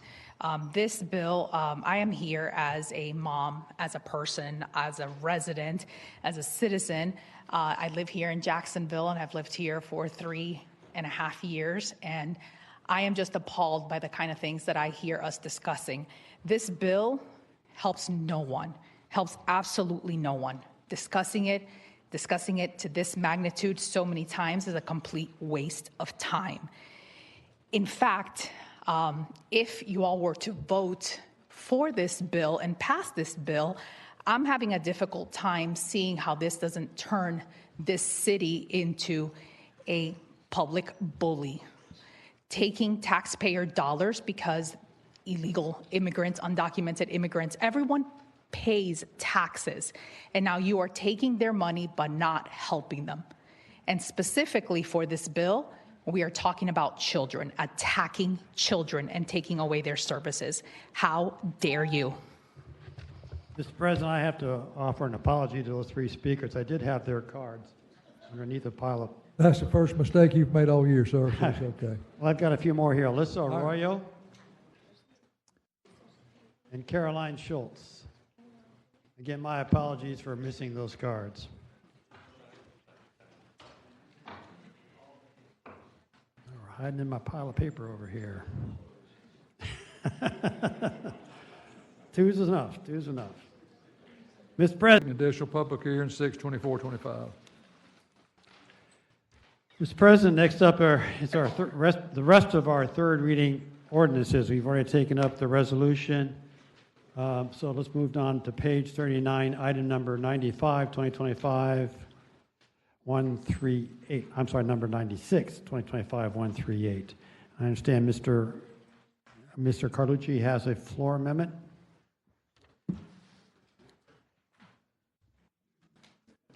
Did we move the amendment we got? Mary, did we move the amendment we got, then let him do a floor amendment? Give me some. Yes, to the council president. So my recommendation was that you allow Councilmember Carlucci to offer his floor amendment first. Okay. That will be followed by one that was going to be offered by Councilmember Diamond, and I've just been notified of an additional floor amendment by Councilmember Clark Murray, which I am in the process of attempting to draft, but you will not be able to take that up until I've completed the draft, had the council auditors review and approve it, and I have copies available to distribute to the council members. So at this point, please take up the Carlucci amendment, and we have copies of the Diamond amendment. Mr. Matt Carlucci. Go ahead, sir. Yes, sir. Thank you, Mr. President. I received a call from a lady who was very concerned about this bill, but she asked me to include a category for exclusion purposes, and if you don't mind, I'd like to ask Ms. Stefopoulos if she would explain that, and then I'll take any questions if anybody has some. Fair enough, yes. Yes, through the president to the city council. So the explanation, the summary of the council member Matt Carlucci floor amendment to this legislation is included on your blue sheet. Council member Carlucci's amendment does contain all of the changes that were approved as part of the Finance Committee amendment, with the additional item that he just indicated to add services for victims of domestic violence to the list of exceptions for the provision that is being added to the code relative to this legislation. So, Mr. President, if the Carlucci amendment is approved, you will not need to take up the finance amendment because it already contains everything that came out of the finance. Yes, with this addition. With the addition of the victims of domestic violence as far as the exemptions for the services. All right, I heard a motion. Do I hear a second? I have a second. All in favor of that amendment say yes. Any opposed say no. Let me go to Mr. Peluso first. Hang on just a minute. Go to Mr. Peluso. Thank you, Mr. President. While I appreciate many of these amendments, and I will be speaking on the bill once we get to the bill, I cannot in good conscience support any amendment to this bill. We talk about compromise, but there is no compromising on this legislation we have before us. I'll be voting no on every amendment. I'll be voting no on this bill. I hope that you do the same. Again, I'll be speaking on it more in a moment, but what you heard this evening is real. There's real fear. No amendment will solve for that. Kill this bill in its entirety, kill every amendment we see. Let's go back to the Carlucci amendment, and we'll raise hands, those that support adding the domestic violence. Raise your hand if you support that amendment. Raise your hand if you will. It passes. Keep your hands up.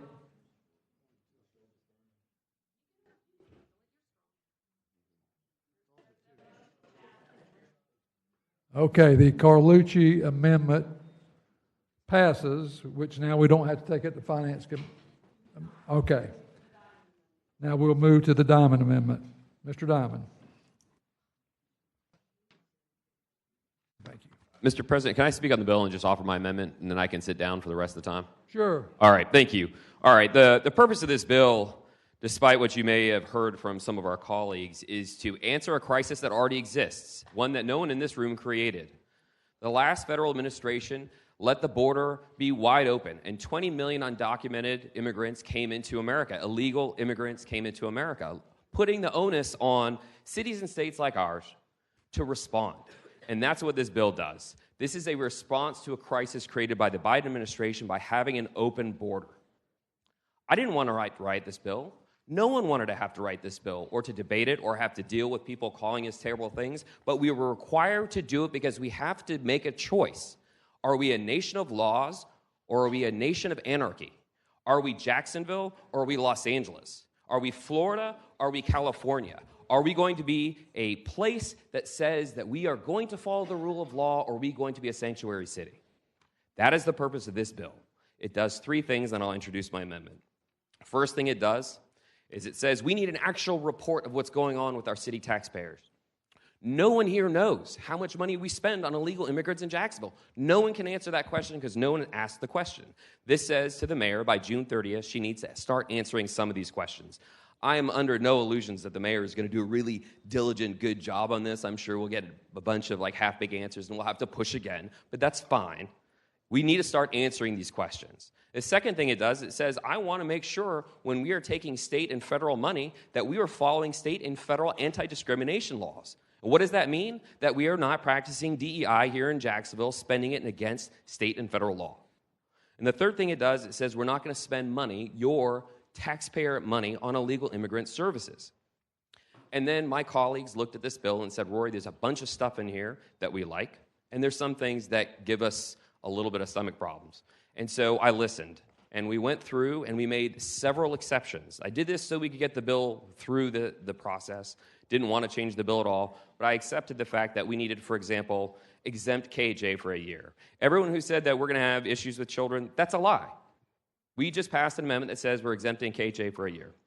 1. 2, the second thing we did is we say knowingly using money, taxpayer money for illegal immigrants. So this notion of Northeast Florida, feeding Northeast Florida having this issue, that not unless they're doing it on purpose, knowingly, they're exempt. The third thing we did, we just got rid of domestic violence programs. We also added sex trafficking and labor victims. They're not in the country by their own accord. I was fine with that. And then the last thing I've got here is to exclude the Jacksonville Department of Health, Duval Department of Health in my floor amendment when it comes to spending money on infectious diseases. Because frankly, the last thing we want to do is hurt everybody in Jacksonville because we have these exemptions. So it does that, and it also excludes service members. Whether I agree with the federal law or not, you can be an illegal alien in America and serve in the U.S. Armed Services, and after a few months, you get to apply for citizenship. I think the citizenship ceremonies are awesome. I'm not sure about the policy, but I did exempt them in this floor amendment. So that's what it does. The bill is a choice for Jacksonville. Are we going to be a nation of laws, a city of laws, or are we going to be a sanctuary city? I choose to be a nation of laws. I move my floor amendment. I got a motion and second. First I'll go to Mr. Salem before we take the vote. Mr. Salem. It's not on his amendment. Mr. Carlucci, is it on his amendment or it's on the bill? Or do you mean to be on here?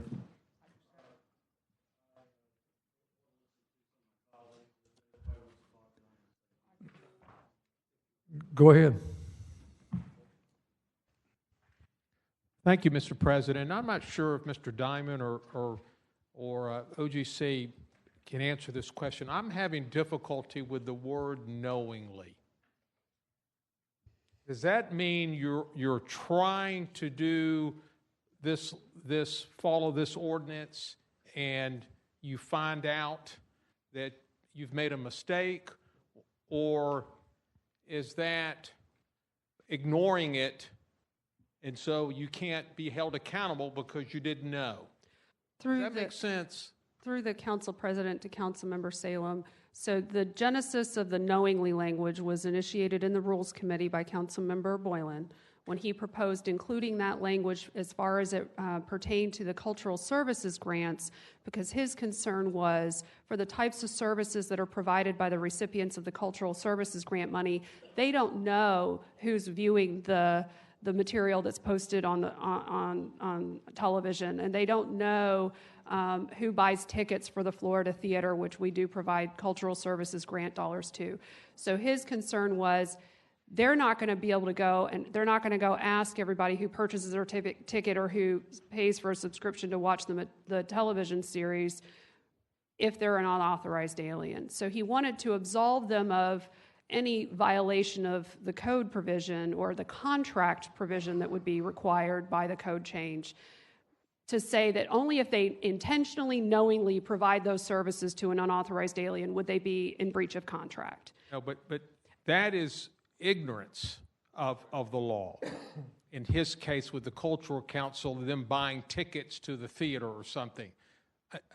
That's differently than what I'm trying to describe. If you're trying to enforce it and you make a mistake, is that what we're describing here? And I believe Mr. Diamond wants to jump in, but my understanding after coming through the committee process was the intent that only if the recipient of the grant funds, whichever type they receive, knowingly or intentionally is providing services to unauthorized aliens, would they be in violation of the contract provision. If they unintentionally provide the service, then they would not be in violation. But I'll let Mr. Diamond also address that because he's the introducer and was present for the conversation. Through the chair, the president, Councilman Salem, your question is very well taken. It's hard to get at this. There's no perfect, right? The word knowingly was really an intent language, which is say if you were essentially intentionally trying to create a program to help illegal aliens with taxpayer money, then that would be a violation. But if you happen to, and you didn't know that you had, then that wouldn't be. And the purpose of that was essentially to give safe harbor to some of our nonprofits so that they weren't like living in fear that they would make one mistake out of a million.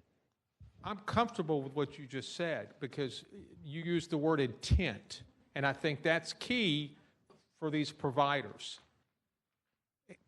from my perspective. And I just wanted to make that point because we're using knowingly everywhere in this bill, and we need to understand what knowingly means. Thank you. Mr. Borland. Thank you, Mr. And this is on the amendment. I really appreciate Mr. Diamond's comments of saying what's not in the bill. Could you give me simply what is in the bill now? If this bill simply is about understanding who is being served of the undocumented, workers, citizens, individuals who are being served. Is this what we're doing now? Have we boiled it down to essentially monitoring the scope of this? Through the council president to Councilman Boylan, no, there's still restrictions on the monetary side. I use it just a basic example. If you got our money through a grant and you wanted to create a program that says we're going to create, we're going to help the roofs of illegal immigrants in Jacksonville, that would be prohibited. You couldn't get that contract. Okay. So it still exists.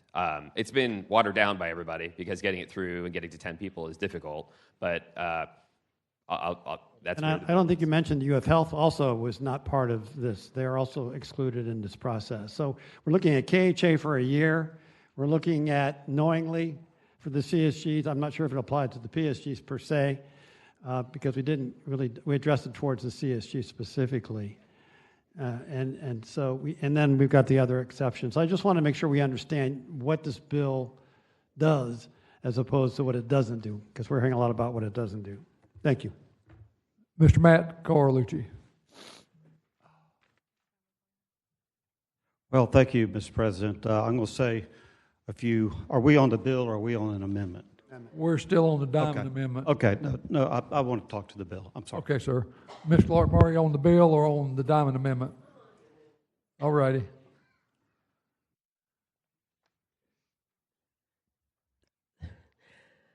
Mr. President, to the body, I had a conversation with someone earlier today in discussing some of these things, and they used the term horrible for this bill, and it is so accurate. This is a horrible bill. And this is our attempt to make a horrible bill less horrible.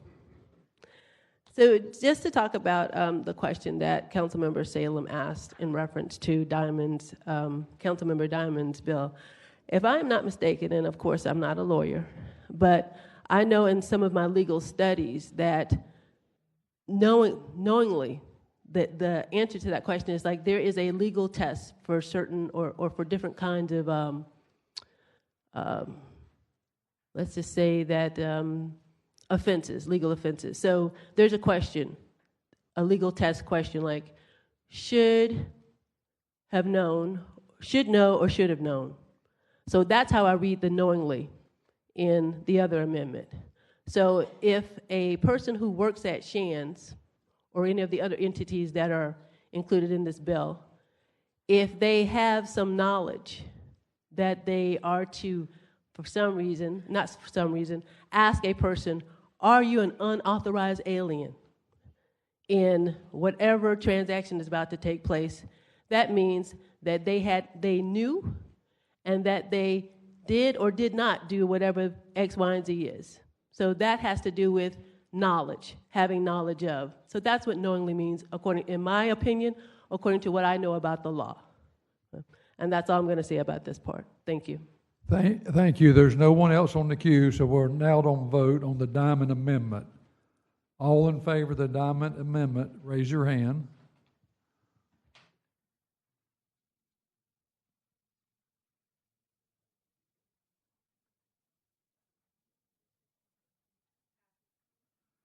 The Diamond Amendment passes. Now we're going to be on the Clark Murray Amendment. Ms. Clark Murray. Thank you, President White. So once again, this is an attempt to make a horrible bill less horrible. I'm simply adding one aspect. There are thoughts about different categories of persons in the different amendments. So I'm simply asking that we include pregnant women in this amendment. Something that we should consider. I don't think anybody thought about that. Should we subject someone who is in labor to a question? Are you an unauthorized alien? You know, it seems so inappropriate. So I'm simply asking you to add that language to the amendment. Thank you, President White. That's a motion. Do I hear a second? I hear a second. Now, discussion. Joe Carlucci. Not to make light of that, but I would feel super awkward for the person asking the woman if she's pregnant. That's there. I don't know how else you would know that. So that's just, I don't understand how we would put that in this bill. And I guess that can be a question to the President and Ms. Clark Murray. Thank you. Through the President to Councilmember Joe Carlucci. You are simply, so once again, we're excluding pregnant women in the amendment. We're including them in the amendment to be excluded. So once again, the question will be, and I feel sorry for the person who works at those entities who will have to ask this question if this bill passed. Are you an unauthorized alien? That's the question, not whether or not you're pregnant, because obviously when someone's pregnant, you can see it. It's very obvious. But once again, we're looking at trying to tally unauthorized aliens. And you should exclude someone who is pregnant from that tally. That's the point. Thank you. Matt Carlucci. Well, thank you, Mr. President. The way I see it is if an illegal alien or undocumented alien or undocumented person to Shands or some hospital, she's going to be saying, look, I am pregnant. I'm fixing to have a child. I need help. Are we going to turn them away? That's what would happen if we don't put that category in this bill. And by the way, the baby inside would wind up being, if I understand it, a legal American, because being born in this country. I'm just saying, she's brought this one category up. There's other ones out there. I guarantee you. We're just trying to cut back on the unintended consequences the best we can. And I support this amendment. And I plead with my colleagues here to look deep into your heart and find it, and then vote for this amendment. Thank you. Mr. Arias. Thank you, Mr. President. I'm just curious, but Mr. Mike Carlucci just alluded to what I was going to say, but I don't think he brought it home, at least in the way that I was thinking about it. It's very simple. If this undocumented immigrant is going to UF Shands to seek services under the rules amendment, which was number 1, there's an exception already for that. So is this not redundant if that's the case? Mr. President. I mean, we could add it, but I mean, there's already an exception for this, is my point. Thank you. May I reply, Mr. President? Go ahead, Mr. Carlucci. You're right, Councilman Arias. That's a very good point. But what if they don't go to Shands? What if they go to the closest hospital that they can possibly find? Or a doc in a box, or whatever? That's entirely possible. They may not be even convenient to Shands.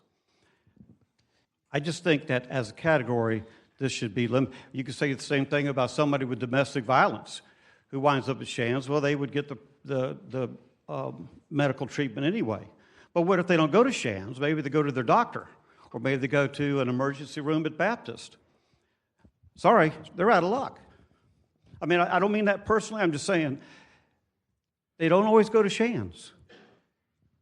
Well, sir, I still have the mic. Yes, you do. That's okay. Thank you. Go ahead. I agree with you, sir. The problem is, and I don't want to have cross-talk and all that kind of stuff, but I guess I'll speak to the chair, is the fact that if that's the case, then this entire legislation is flawed, because now we're talking about Shands or not Shands or which hospital.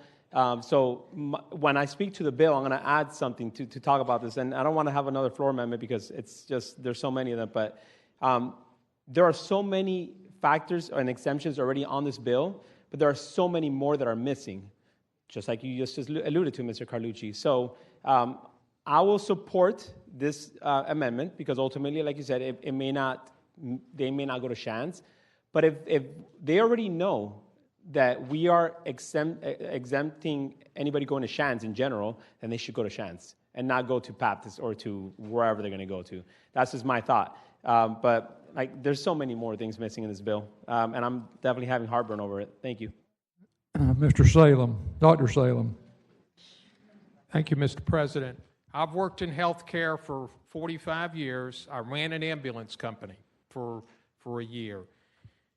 If you show up at any hospital in this county, they must serve you. Whether it's UF Health or St. Vincent's Baptist, you show up, they must by law serve you. So this is a red herring issue. They have to. Now, they may stabilize you and then put you in an ambulance and send you to UF Health if you have no insurance, but they must serve you initially, stabilize you, and possibly admit you. That's charity care that these hospitals have to provide. So that pregnant lady, wherever she shows up, is going to get served. I'm sure you could ask, I've been in an ambulance before where they're going to take you to depending on your condition, they're going to take you to the closest hospital, irrespective if you have no insurance or not. That's their job. If that helps. So, I mean, we could sit here till the sun comes up and develop exceptions for health care, but it's already built into the system. Thank you. Dr. Johnson for the first time. I'm going to speak on the bill when the time comes, but we're not talking, Mr. President, and I thank you for recognizing me. We're not talking about whether the person can be taken care of. While I do appreciate the exception that Councilmember Clark Murray has put in this legislation, we're specifically speaking of the organization that could lose funding if they do their job. That's what we're talking about. I think the most elegant, intelligent thing that was said tonight was said by Councilman Arias. This bill was flawed at inception, and there is no way this makes any sense. And so we are sitting here debating, as Councilman Dr. Salem just said, we're sitting here debating something that is based on flawed premise. So everything we talk about is fruit of the poison tree. We must find a way to do the job that we're supposed to do and not try to do something that the Supremes, it's so interesting, Mr. President, I know I hadn't gotten to the bill yet, but the Supreme Court of this country said that immigration is a federal issue, and we're dabbling places that we do not belong. This is still a bad bill from its inception. Thank you. Mr. Diamond. Thank you, Mr. President. All right, both of these arguments are incredibly dishonest and flawed. First of all, this is about taxpayer money. Jacksonville taxpayer money. There's only so many places that we spend Jacksonville taxpayer money. And we are saying in this bill that we're not going to spend Jacksonville taxpayer money on some of these services. That's what we're saying. We're not trying to regulate all of healthcare in Jacksonville. We're not sending money to Mayo. We're not doing these things with St. Vincent's, okay? We've got a contract with UF Health that we specifically remember that we've got to deal with, and we made an exception for it. So if you are a pregnant woman in Jacksonville of any status at all, you can go to any hospital and you're going to get service. If you happen to go to UF Health, you have a double chance of getting services after the fact. This amendment does nothing to change any of that. Secondly, this is a local issue. We didn't want it to be a local issue, but it is a local issue because of the open border, because of the cost to Jacksonville taxpayers. That's what the bill does. Ms. Clark Murray. Thank you. I realize that we are still on the amendment, but I want to mention that this is not an issue. Once again, it should be handled at the national level. We are at the local level. It has only become a question because you asked it. And no one, and there are polls that substantiate what I am saying, no one is worried about how much care unauthorized aliens are receiving at any hospital, any entity in this city. No one. And you're just drawing unnecessary attention to this particular issue. And let me tell you what you're trying to do. You are doing something that has been done over hundreds of years. For example, first of all, Native Americans. Vilify them. Oh, they're going to scalp you. They're going to do this to you. They're going to take your women. Get real. Secondly, to African Americans. They're going to rape women. They're going to do this. They're going to do that. They're going to steal. Third, to Asian Americans. All they can do is work on the railroad, and then we want to send them back. So all you're trying to do is vilify another group. And this sounds to me, and I watch PBS, and I hope we continue to get the funding for PBS, and I know they don't have anything to do with this. But what I'm telling you is this. Fascism. You're trying to take us back, and we're not going back. We're not. And by God, the people who come to this audience every Tuesday, I hope they vote. And I know you can't run for this particular body, but I pray that you don't run for any other, and I hope they just continue to keep you out, because this is ridiculous. It's a waste of our time. It's a waste of our efforts. It's a waste. Let me tell you again, stop trying to vilify unauthorized aliens. They don't do what you say they are doing. I'm sorry, Mr. President, I should be talking to you, shouldn't I? Well, you know what? Just, I'm telling you once again, don't vilify them. Ma'am. Because you are wrong. And then I'm going to add this part. Someone said it earlier today. You got the nerve at the beginning of this council session to state that you are a Christian. Heaven forbid. I want to know what in the world you, and I'm looking at you, but you know I'm not talking about you. Oh, okay. I didn't remember saying that. You got the nerve to say that. You better make sure you go back into the regular dictionary, the American Heritage Dictionary, and find out what Christian means, because that is not it. And a Christian does not allow him or herself to be used as a puppet by their party. Grow a pair. Thank you, President White. Yes, ma'am. Now, I think we're still on the Clark-Murray Amendment. All in favor of the Clark-Murray Amendment, raise your hand.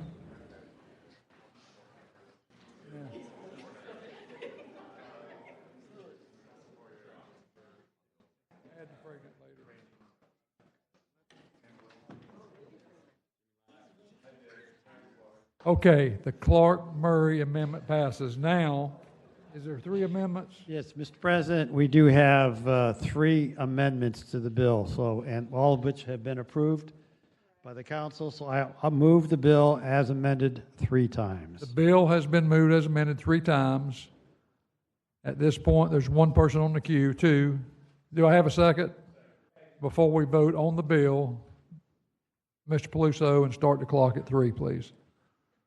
Thank you, Mr. President. I don't even know how I could speak after the beautiful words of our most charming and beloved council member, Tamara Clark Murray. Thank you, ma'am, for your... Honestly, I don't think I've ever heard you speak that way before. And similar to how we talked about our council president, we used to say when he doesn't speak much, but when he does, it's important. And I know the way you spoke, that was important. This bill divides us as a city. It divides us as a city council. Oh, I like how much time I have. It was supposed to be 3, but the clock's crazy. Go ahead, keep going. It's really disturbing as we're seeing what happens when government does something that it really has no right to.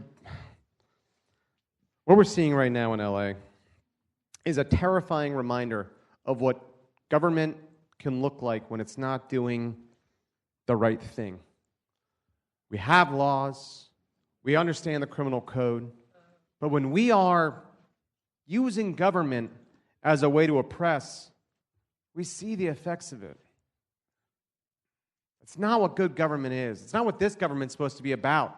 It's not what this body's supposed to be about. To the point of what Councilmember Clark Murray and others have said, this is a federal issue, and we're making this local for reasons that are purely political and partisan and stupid. And it's really disturbing, because we do have good work that we've done in this body, even tonight, and we continue to have good work ahead of us to do. I don't know who this helps. It doesn't protect taxpayers. It doesn't. It really doesn't. And by the way, much of our taxes, whether it be millage rate or sales tax, still comes from people, doesn't matter what their background is, unauthorized or otherwise. If you rent, you're paying into the millage rate. If you shop at our stores, you're paying into the sales tax.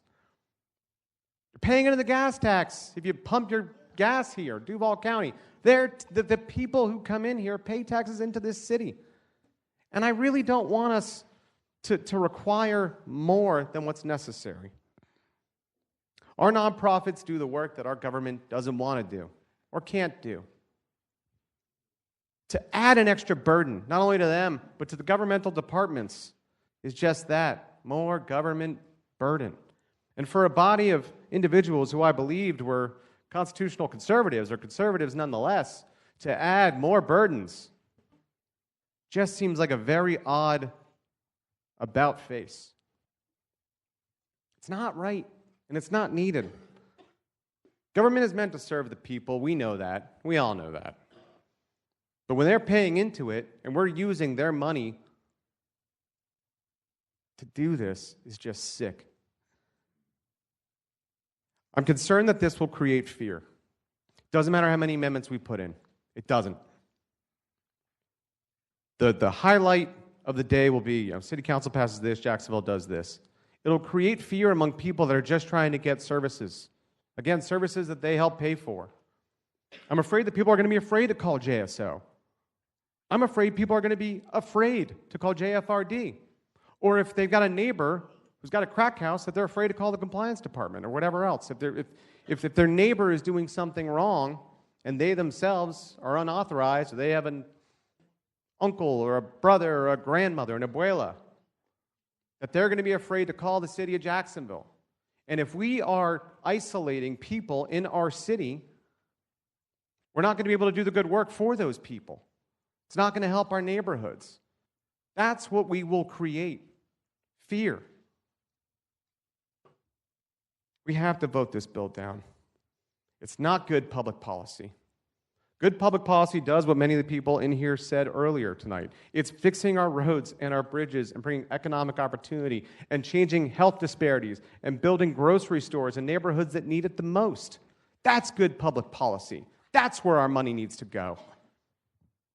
And we shouldn't be asking for a million damn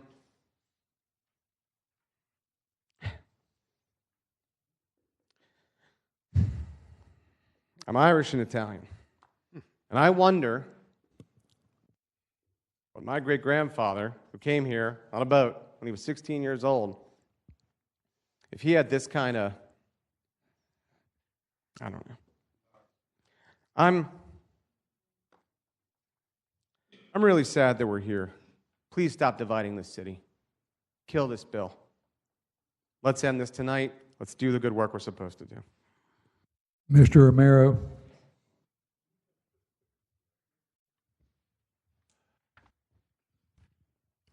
Thank you, Mr. President. It is clear to me that we're at that intersection of policy and politics.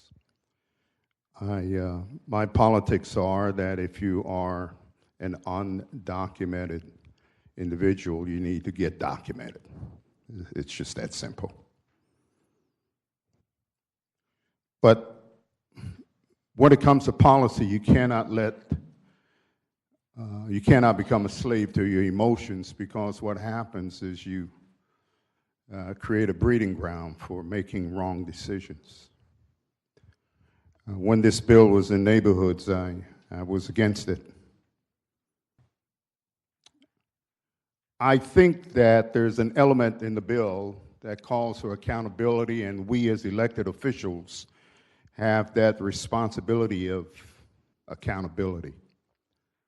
I don't think we need legislation. I don't think we need an ordinance to find out exactly where our tax dollars, my tax dollars, your tax dollars are going. I think we have the legislative authority. We can get that without legislation. So while I believe that piece is necessary, the rest of the bill is flawed, as someone said earlier. I don't think it accomplishes anything. It's been amended so many times. My question would be, when you get a report of accountability, how accurate is it going to be? Since there are so many exemptions, how do we know what's true? We need to know what's true before we can address the problem. It cannot be done simultaneously. This legislation, while the tremendous respect for the author and what his intent is clearly a distraction.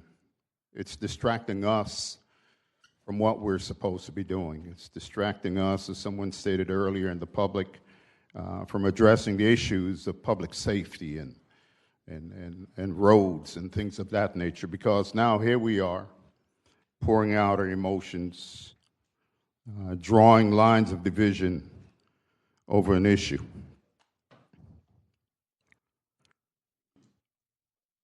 While the intent was good, this is clearly not good policy for this legislative body.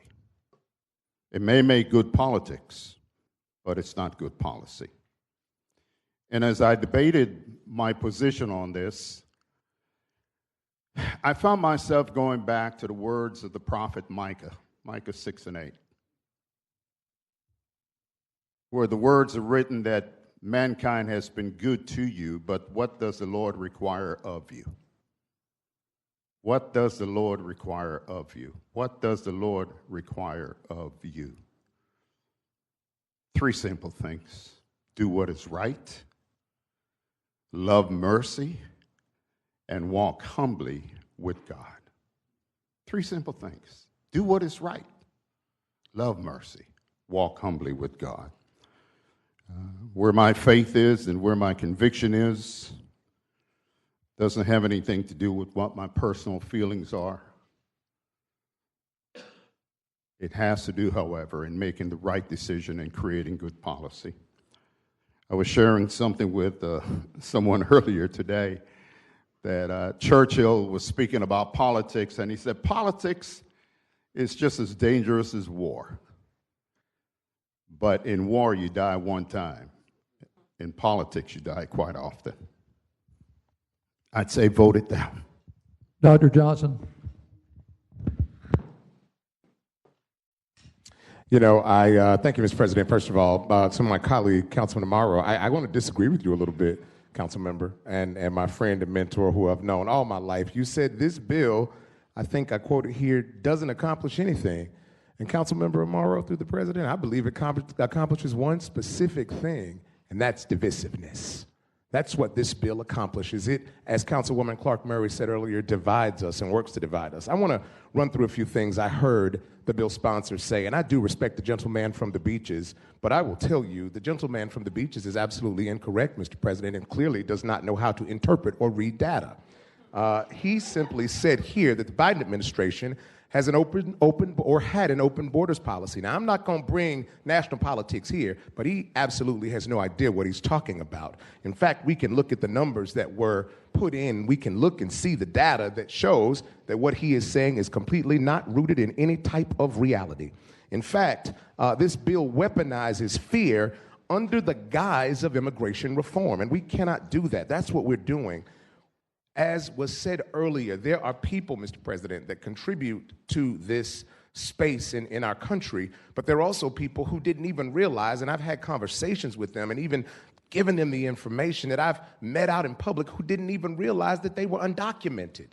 Their parents came to this country and they were born here parents were looking for a better life. And so to hear someone who say that, oh, I care about the community and I care about people, but then to put in legislation that demonizes those people and takes away from organizations trying to help those people is at best untenable. This bill does not distinguish between danger and dignity. And that's what it's about.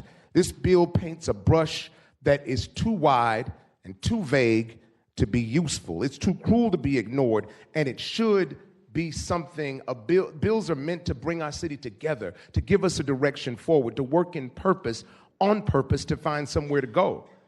This bill does not do that. It actually fights against purpose, fights against where we're supposed to be. And now I even heard the bill author talk about dragging in diversity, equity, and inclusion. And one thing I know for sure about DEI, we do want to have people that I'm not going to shy away from it. As I heard Amaro do in one of our committee meetings, I'm not going to shy away from those alphabets because I see DEI all the time, especially in Washington. And for me, what I see is DEI happening over and over again because people are getting positions that they didn't earn. So for me, DEI means didn't earn it. What I'm here to say today is this particular piece of legislation is not something that we accept in Jacksonville. I believe, council members, that we are better than this.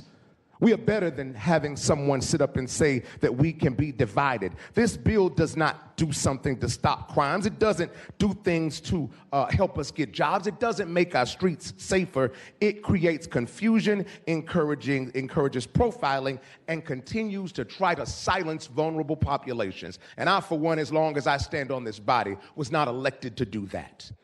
I was elected to be a voice, and I'm going to continue to do that because we are not a partisan pawn in some greater race. We are a city that believes in opportunity out of possibility. I understand why the passion has come through, because what you're hearing here is not someone saying, I want to protect taxpayer dollars. But it's saying, I want to use these things that are going on in our community to embolden and empower people who may feel marginalized. And that's not what we are for. We are for finding a credible solution, not creating a solution to a problem that didn't even exist in the first place. Now, I'm going to tell you what I'm going to do tonight, colleagues, and I hope that you will join me. You know, I've never seen, and I've known Councilwoman Clark Murray for a couple of years and watched her before I was elected. And I must say, Mr. President, I've never seen her that passionate. I felt like I was in one of her classes as a student, and I appreciate the passion that she has brought forward. But I understand that this body is bigger than any one of us. We can show Jacksonville that we mean business by sticking together and voting this legislation down. As I said before, and I'll say it again, it was flawed in its inception. And we have the opportunity to be the change that we all want to see and talk about. Please, colleagues, join me in voting no against divisiveness in our city. Thank you. Mr. Borland. Thank you, Mr. President. Boy, those are difficult to follow. I appreciate the passion of my colleagues. I really do. A quick story. You know, we all have that neighbor down the street, half a block away, you wave to all the time. Kind of figured out who he was, who works for Homeland Security, Immigrations and Custom Enforcement. So last night I took the courage to stop and say, hey, I want to know what we're doing at the council. Now, I've never heard more than 20 words out of this guy's mouth at any given point in time. We stood there for 45 minutes talking in the hot sun. Every day, when I say every day, he told me 7 days a week he's dealing with this issue. And I think what he said to me last night essentially is that we're putting the accent on the wrong syllable here. He said about this bill, and I'm not going to speak specifically for him, but this is what I heard him say to me. He was not in favor of this bill because he said, you know, every story is different.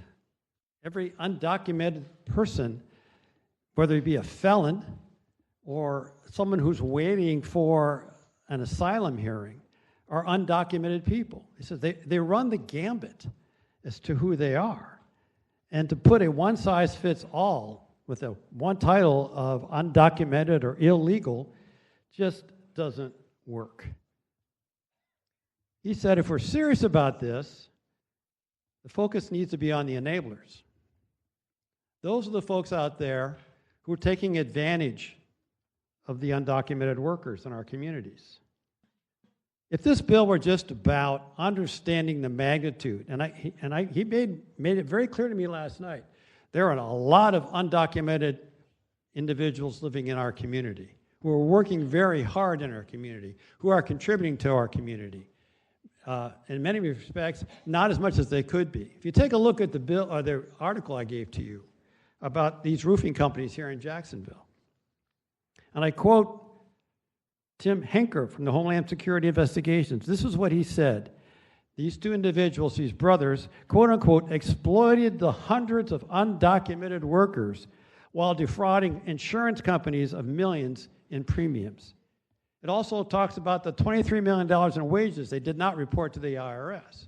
They're taking these people and taking advantage of them. And if we want to get serious about going after this, we've got to kill the enablers in this process. We've got to go after them and focus on that. This bill doesn't do that. If this bill were just about understanding the magnitude of the issue, who's providing what services to those folks? We understand now that we can't take a look at that. We've suspended KHA in this process, largely because they don't know, and DCPS is not able to provide that information. And one other thing I also wanted to mention, too. A lot of my colleagues says, well, I can't support this because it takes services away.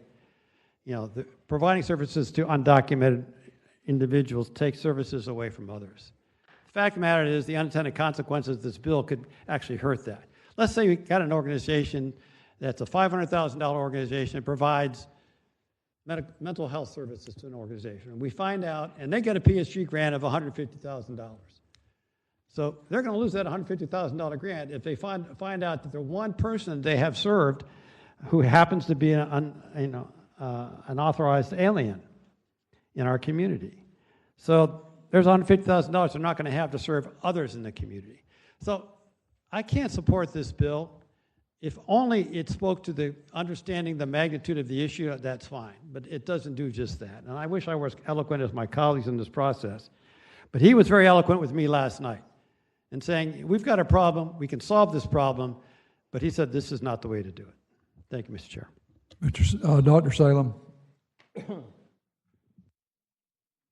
Thank you, Mr. President. I've given a lot of thought to this bill and the land swap over the last week or so. The best comparison that I could make to this discussion, I'm going to take you all back to October of last year, House Bill 1365, the homeless bill. Do you remember the rhetoric around that bill? We're going to arrest all the homeless, and how devastating and how cruel that would be. Do y'all remember that? President White had the idea of using JFRD to put them on the street, and he asked me and Chief Powers to put together the legislation, which we did. And we put JFRD out on the street. And I'm going to give you some numbers that I recently got. I think these are fairly accurate to the day. Since November 1st of last year, we have issued by JSO 929 warnings. We have made 258 arrests. We have issued by JSO 75 notices to appear, and we have sent approximately 300 people back to their hometowns through Homeward Bound. You must be documented to use the Homeward Bound program. If you don't have an ID, you go to the tax collector's office, and if you have some type of legal status, they'll give you an ID, and then we'll buy you a bus ticket, and we'll send you to your hometown. The count in January showed a 49% reduction in the homeless on the street in Jacksonville, Florida, from January 24 to January of 25. How many of you are talking about the homeless now? Nobody. Nobody is. Our streets are 90% cleaner of the homeless. There are pockets in different parts of town which the JFRD is addressing. Sulzbacher, our primary homeless provider, will not allow you to go into their inpatient facility unless you have legal status. Not only legal status, but you have to have been in Jacksonville for at least 6 months. Did you know that? They do not. And I've spoken to Ms. Funkhauser yesterday.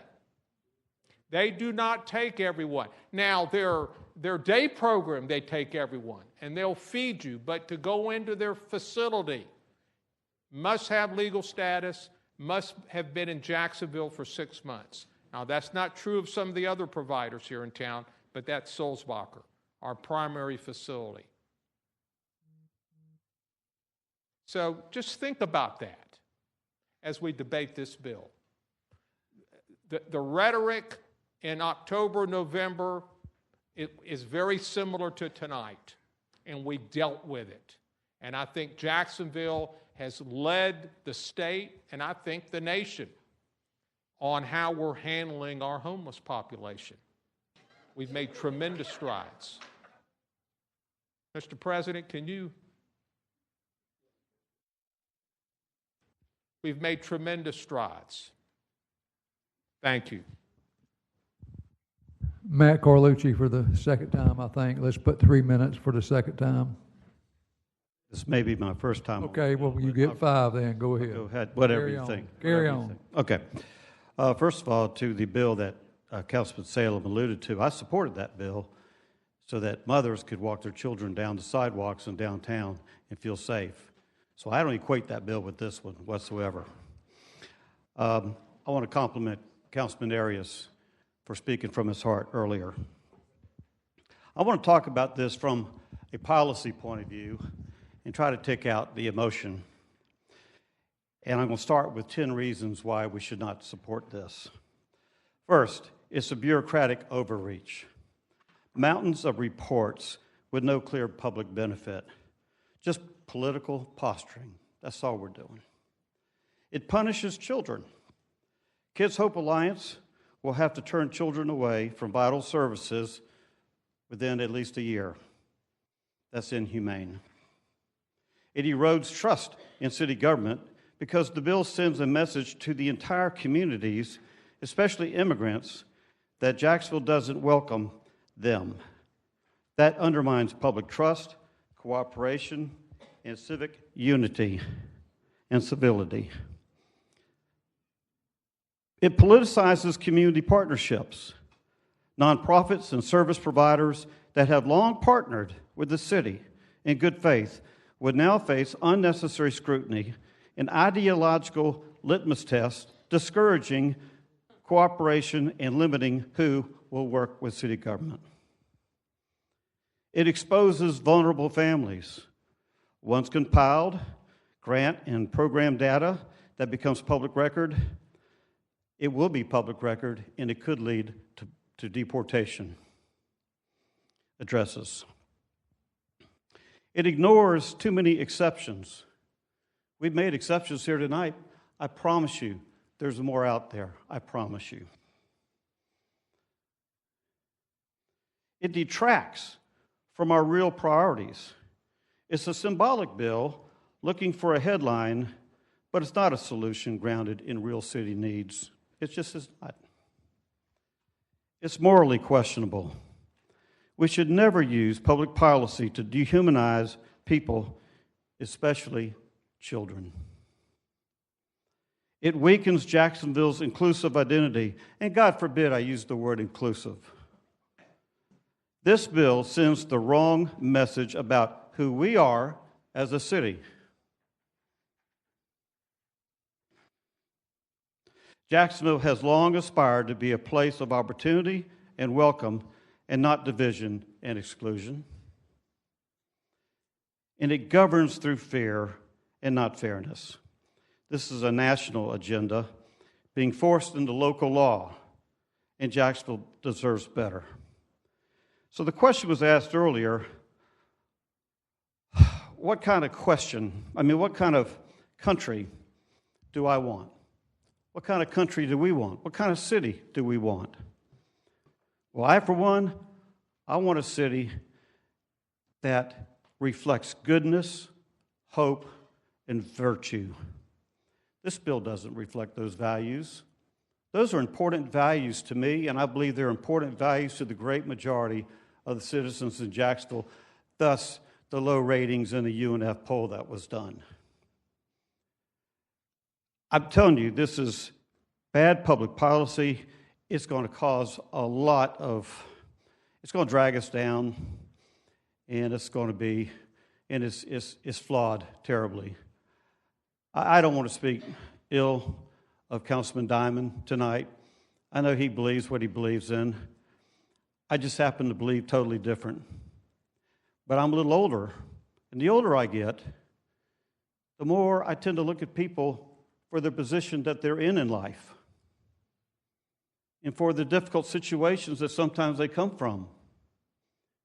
They don't leave these countries just to come to America and be illegal. They're leaving to save their daggum lives and forge a future for their children. I ask you, and this will be a little emotional, before you vote on this, find your heart. Find it, and then vote. And if you want to exclude and divide, you vote for it. If you want to let these agencies do their job as they see fit, and don't burden down the mayor's office with meaningless mounds of paperwork, and let the mayor get on with their job, and us get on with our job, then vote against it. Thank you. Mr. Arias. All right. Thank you, Mr. President. So I started today with so many pages of notes, just not sure which route I will go, yes or no. I've heard from all my colleagues, I've heard from the bill sponsor, and there's good and bad in this bill, and that's why I'm a little bit torn on this. I will talk about the previous bill, 0147, which dealt with public safety. That one, 100%, I supported it because ultimately when I was elected to serve and to also invoke public safety. So that one was 100% for that. This one does not have any public safety component to it. Rather, this one has more of a fiscally conservative component where we have to be mindful of our taxpayer dollars, and that's why I was elected, to make sure that we represent all the taxpayers in Duval County, not just a select group of people or taxpayers. So with that being said, I'm going to speak on that notion as to why I was elected, and not necessarily based off of emotions. So when I said that this bill was flawed, it's not because of the nature of the bill and the purpose of what Councilmember Diamond is trying to convey here, but mainly because I read all the exemptions, and I have Shands Jacks, services to labor and sex trafficking victims, 1-year exemption to KHA, victims of domestic violence, active duty military members, Duval County Health Departments, cultural service grants, and I think that was it. But, excuse me.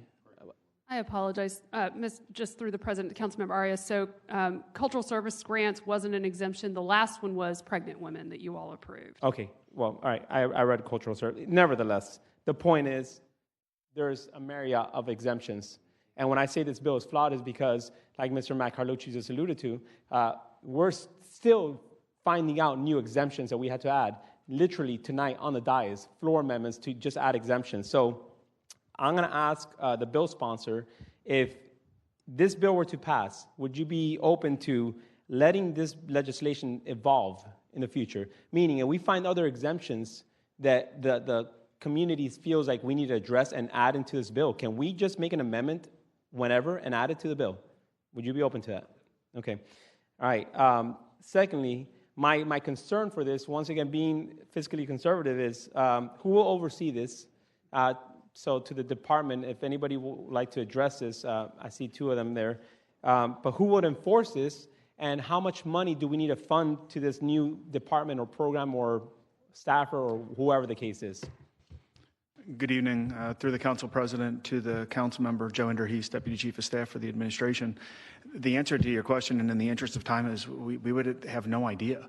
We don't have a mechanism for administering this right now, and the unintended consequence and cost of trying to do so is unknown and unknowable right now. Okay, so I'm going to ask the bill sponsor or whoever can answer this, but let's say we catch somebody in the act of doing this illegal act of funding services to illegal immigrants. What are we going to do about it? Through the president to Mr. Arias, I mean, it's the same as any time you misuse city funds, you'd have to return them, or you'd be otherwise in violation. Okay. I mean, that's what we do anytime you misuse city funds. I mean, OGC is probably the right person to ask, but that was my view. Through the president to Councilmember Arias, so if it was determined that there was a violation, so what it is the code provision is adding this as a contract provision in the various grant agreements that are issued by the city through Kids Hope Alliance, the Cultural Council, et cetera.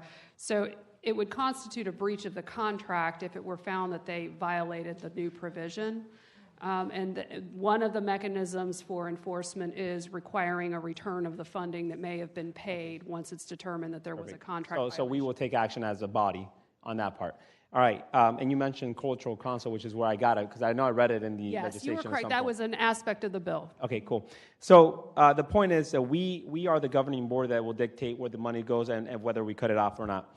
The last point that I'm going to get to is, and I wish I had more time, but the reason why I do like this bill is because we're going to hold people accountable. We're going to have reporting. To this day, we have no idea how much taxpayer dollars actually go towards undocumented immigrants, and that's something that we need to figure out. So I do like that component of the bill. I like the fact that we are evolving this bill. I know a lot of people in the audience won't like my vote tonight, but ultimately, because this is an evolving bill, and we will continue to evolve and actually just add more things to it as needed, I feel confident that I will support this. However, one more thing that I would like to make, and if it's too late to make a floor amendment, and Mr. President, I'll just need like 30 more seconds, is, the part that really struck home to me was the kids. And, 1 year exemption for KHA, whatever the findings turn out to be, I think they need to be exempt completely, just like UF Shands is going to be exempt completely. And just like we take care of all those people going to hospitals, because ultimately these kids, it's not their fault that they're here undocumented. They have no idea what's going on. Yeah, if they need services, who are we to deny those services? So is there somewhere where we could just remove that 1 year exemption and just make it a permanent exemption for anything related to KHA? Through the council president, did you want me to answer, Mr. President? Yes. Through the council president to Councilmember Arias, if you would like to offer that as a floor amendment, then the item would need to be tabled so that I could draft the requisite amendment, make the appropriate copies, and distribute it. However, what I would suggest is that is an option that you can come back and amend later in the code, because what we've done in the bill is provide that the application of this new provision for all contracts issued by Kids Hope Alliance will not have a prospective effective date, and will have a prospective effective date until July 1st, 2026. So anything to do with the Kids Hope Alliance contracts would not be effective until July 1st. So if you would want to extend that and you don't want to have to table the item so I can draft the floor amendment tonight, you do have the ability to address that in a separate piece of legislation during that year. Mr. Fabulous, who was the one that put the exemption for KHA? Who was the? So the 1 year prospective effective date for Kids Hope Alliance was part of the rules amendment number 1. Okay. Mr. Diamond, you're good? I would not like to table it. I would like to table it and come back with it tonight so we could just knock that out tonight instead of having to. And I'm sorry for the additional work. It's just, I heard Mr. Matt Carlucci say this punishes children. I've heard the audience say this punishes children. I want to make sure that when we leave tonight, we know that we're not punishing any children at all. Thank you.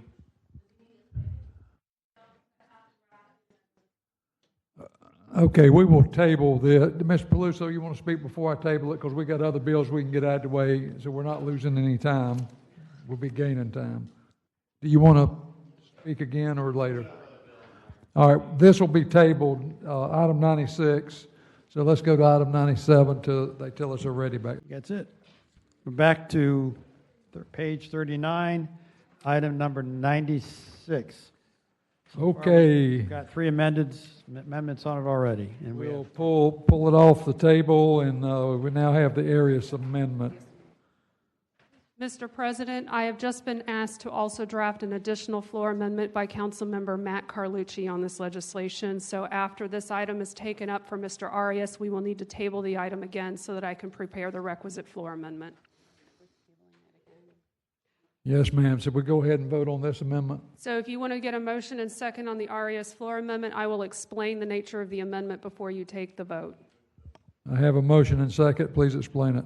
The Arias floor amendment essentially strikes all the changes to the code pertaining to Kids Hope Alliance, so the bill will not address Kids Hope Alliance at all. Therefore, if this amendment is passed and the bill is approved as amended, including this amendment, we will no longer carry the prospective effective date that was included in the prior amendment because it will no longer be applicable to the bill. Thank you. All in favor of that amendment, raise your hand. Count them, please. Oh, excuse me. Before, put your hands back down. I didn't see the cue. Mr. Diamond first. Excuse me. You're not, okay. Was you on the amendment or the bill? Go ahead. Thank you, Mr. President. Aren't there other, I know the Parks Department serves kids, so are we inclusive enough with KHA if that's the intent of the Arias amendment? Because there are multiple entities within this government, as we have found out through DOJ, that serve kids. So I will need to create an amended floor amendment to accommodate any other services provided to children through other departments. So you will need to table the item, and you will likely, Mr. President, as soon as you take up the addendum. Wait, okay. Was that a question, or was that something you wanted, or you offered an amendment, or was that just a question? I mean, if you're good with the Arias amendment, we'll move on if that's a question. But go ahead. You got the floor. I believe Councilmember Arias's intent was to exclude kids. Sure. Go ahead. All right. Thank you, Mr. President. Mr. Salem, you're absolutely right. It was to exclude kids overall, children in general. But the reason why I mentioned KHA is because that's the one that's actually, there's an exemption from the Rules Committee there. And I was specifically pointed out to KHA. However, my initial statement when I asked Councilmember Diamond if we could add more later on through this process, maybe next month or whenever, we can. So that's where we could even add the Parks Department. But if we're already here and you're about to draft something for Mr. Matt Carlucci, ma'am, if you don't mind, just excluding children in general. Mr. President, I respectfully request a recess for the 20 minutes to allow myself and the Council Auditor's Office time to draft the additional floor amendments. There are no other action items for the Council to take up in order for me to take that time to draft the amendments. All in favor of the recess, say yes. Yes. Go ahead.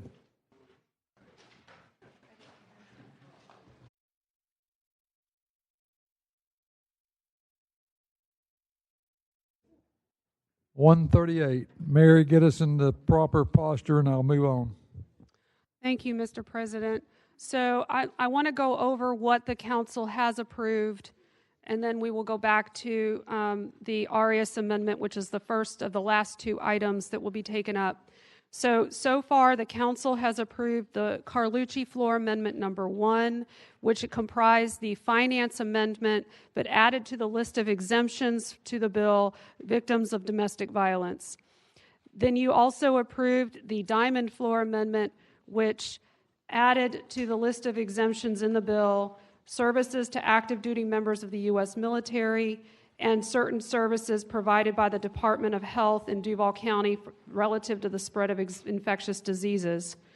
Then you also approved the Clark-Murray amendment that added to the list of exemptions services for pregnant women. Now you have before you the Arias floor amendment, which was initially discussed to carve out the provisions that were being added to the code relative to Kids Hope Alliance so that the addition of the restriction would not apply to the Kids Hope Alliance contracts. I have revised that amendment as requested by Councilmember Arias to include striking all of the provisions that were being added to the code relative to Kids Hope Alliance, so they will no longer be a part of the bill, but also to list as far as the other types of grants that are included in this bill to the list of exemptions, services for children. So therefore, the prohibition for use of city funds towards unauthorized aliens, there will be an exemption for children's services or services for children. So if that is the amendment, Mr. Arias, that meets with your intention, then you would take, Mr. President, a motion and second on the Arias amendment, and then you could take a vote after there's deliberation, if any. Okay, Amendment 1, 2, and 3 is passed. That was the correct. So you passed Carlucci 1, the Diamond, and the Clark Murray. So now we're going to move the Arias amendment. All in favor of the Arias amendment say yes. Any opposed say no. That passes. Okay, you also have a copy in front of you of an additional amendment, a second floor amendment from Councilmember Matt Carlucci. What this does is it adds an additional item to the list of exemptions from the bill for legal services provided by Jacksonville Area Legal Aid. So that would just be added throughout the bill for legal services provided by Jacksonville Area Legal Aid. Now, I will tell you that if you're looking at the amendment, it looks like it includes other things that you just took out through the Arias amendment. Please understand each amendment is taken up as if it stands alone. So all of these exemptions that we've talked about tonight in the final enrolled bill will be included based on the amendments that you're approving this evening if the bill is moved as amended, which would be 5 times amended, assuming the Carlucci number 2 passes, and is approved as 5 times amended. Now, which Carlucci is this? So, Mr. President, you're taking up Carlucci floor amendment number 2. Which is Matt Carlucci, correct? Matt Carlucci, to add legal services provided by Jacksonville Area Legal Aid to the list of exemptions for the bill. You'll need to take a motion and second on the Matt Carlucci floor amendment number 2. I've got a motion. Do I have a second? I have a motion. I have a second. All in favor? Go ahead, Mr. Diamond. Thank you, Mr. President. I can't think of an exemption that I would fight harder than this one. This is nuts. This is exactly what the people of Jacksonville do not want to spend their money on. I would absolutely ask my council colleagues to vote no on this amendment. Mr. Peluso, you was on the queue before. Do you want to speak, or are you on this amendment? Say it again. Mr. Carlucci, did you want to speak before we vote on the amendment?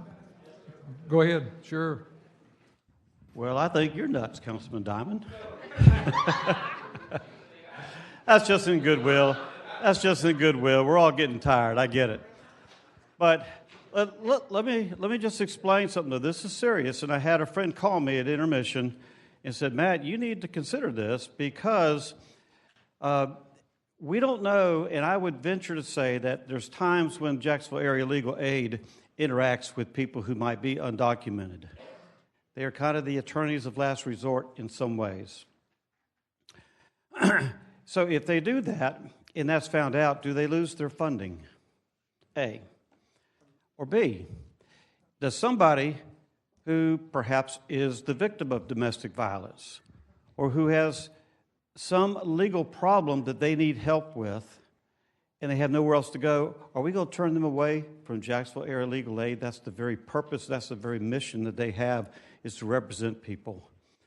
And I just have to tell you, I'm not trying to add these exceptions but I'm trying to, before we vote this thing out, I'm trying to put as many safeguards on this as possible because we're going to wind up coming and having to address this one again. It is not nuts. It is putting ourselves in the shoes of others that, we get here, we follow our family, we wind up in a big sticky problem. We've been a victim of some kind of crime, and we need representation, and you're going to be turned away from jail. That goes against everything I believe, and I hope it goes against everything that you believe, and I hope that you'll support the amendment. Thank you. Mr. Freeman. Thank you, Mr. President. And I wasn't going to speak, but I just feel led to say this. I appreciate the work that all of my colleagues are doing. but I'm 100% confident that everyone sitting in their seats right now, you know how you're going to vote. And so we're going through this exercise, which is fine. I mean, it's entertaining to get to a vote that you already know where you're going to be. And so my encouragement through the president to this body is that eventually we just get to a point where you already know where you're at. We just vote this thing up or down and kind of remove the theatrics and remove the entertainment and allow us to take our votes and get home to our families. That's all I'm going to say, Mr. President. Thank you. I'm ready to take a vote. Well, did you want to speak again, Mr. Carlucci? Go ahead, then I'm going to take a vote on your amendment. Okay, thank you. Well, we can rush it home so we get home to our families. I tell you about my experience you're talking about the bill. I'm talking about the amendment. Let's speak through the chair. I'm talking about the amendment to Councilman Freeman and my colleagues. I'm not talking about the bill. I'm talking about my amendment. The amendment is serious stuff. And I don't want to let serious stuff slip through and then say, oh, well, one day I'll come back and, add it as an amendment. Because I don't think anybody's going to want to go there. And I want to get it right tonight. And I got to tell you, when I was on the council many years ago, we stayed till 3:30 until we got it right on so many nights. So this is a breeze to me, I'm going to tell you. And Randy, you remember those nights, or Council President, I'm sorry. So I would hope that you would vote for this amendment and just put yourself in the shoes. You've been beat up. You've had some type of issue in your life, and you need some legal help, and you're going to be turned away by jailer. And I can tell you, those folks over there, they don't want to be in that position. I'm quite sure. I hope that you'll support my amendment. Thank you. Thank you, Mr. Carlucci. Mr. Carrico. Thank you, Mr. Chair. I rise in opposition of this amendment. Picture somebody breaks the law by coming to this country illegally, finds herself in Jacksonville with some legal trouble, and now our taxpayer dollars are going to fund Jala, who's going to help them out of their legal troubles. They broke the law to begin with when they came here. So I'm an absolute no on this amendment. Obviously, I'm in support of the bill. I'm a co-sponsor, so we'll hopefully keep it moving. Thank you. All in favor of the Carlucci amendment, raise your hand.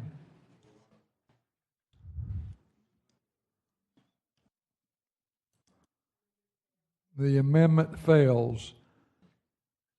Now, do I need to roll all four amendments up, correct? Mr. President, we don't roll up at council, so now the motion would be to move the bill as 4 times amended. Bill's been moved as 4 times amended. I have a motion and second. Mr. Peluso. Thank you, Mr. President. I'm sorry that it is a late evening, and I'm not going to offer an amendment because, like I said, I was going to vote down every amendment. I did except for one, just because of the passion of one of my colleagues. What we're hearing already is we're creating more carve-outs and more exceptions and more this and more that. We're trying to help kids, but we're ignoring some of their parents. Jala was a great example of that. United Way, Here Tomorrow, which supports people in preventing suicide. People call in to a hotline to make sure that they get the care they need. Obviously, Feeding Northeast Florida we talked about. Jala we talked about. Read USA, Northeast Florida Literacy Alliance. They provide help to people who are learning English as a second language or they themselves have low literacy rates. These are all groups that are doing great things in our community, and these are for the parents in many cases. The YMCA, Lutheran Social Services, one of the few providers of AIDS care in the city. They're all at risk because people are going to be afraid. They are.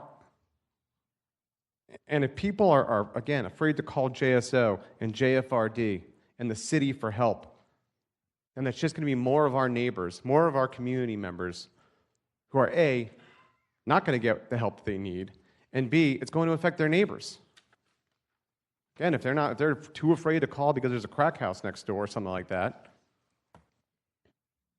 and that's going to affect people's quality of life. There's too many groups in here we haven't excluded. And frankly, it's why the bill it really needs to die. Come on, folks. I think we know what's right. It's late. We could end this tonight.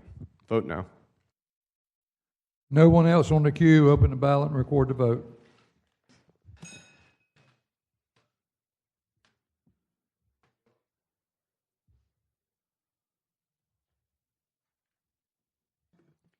11 yeas, 7 nays. By your action, you've approved 2025-138 as 4 times amended.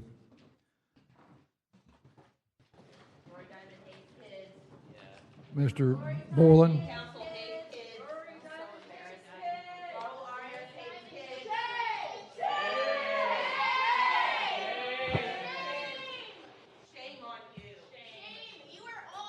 We are adjourned.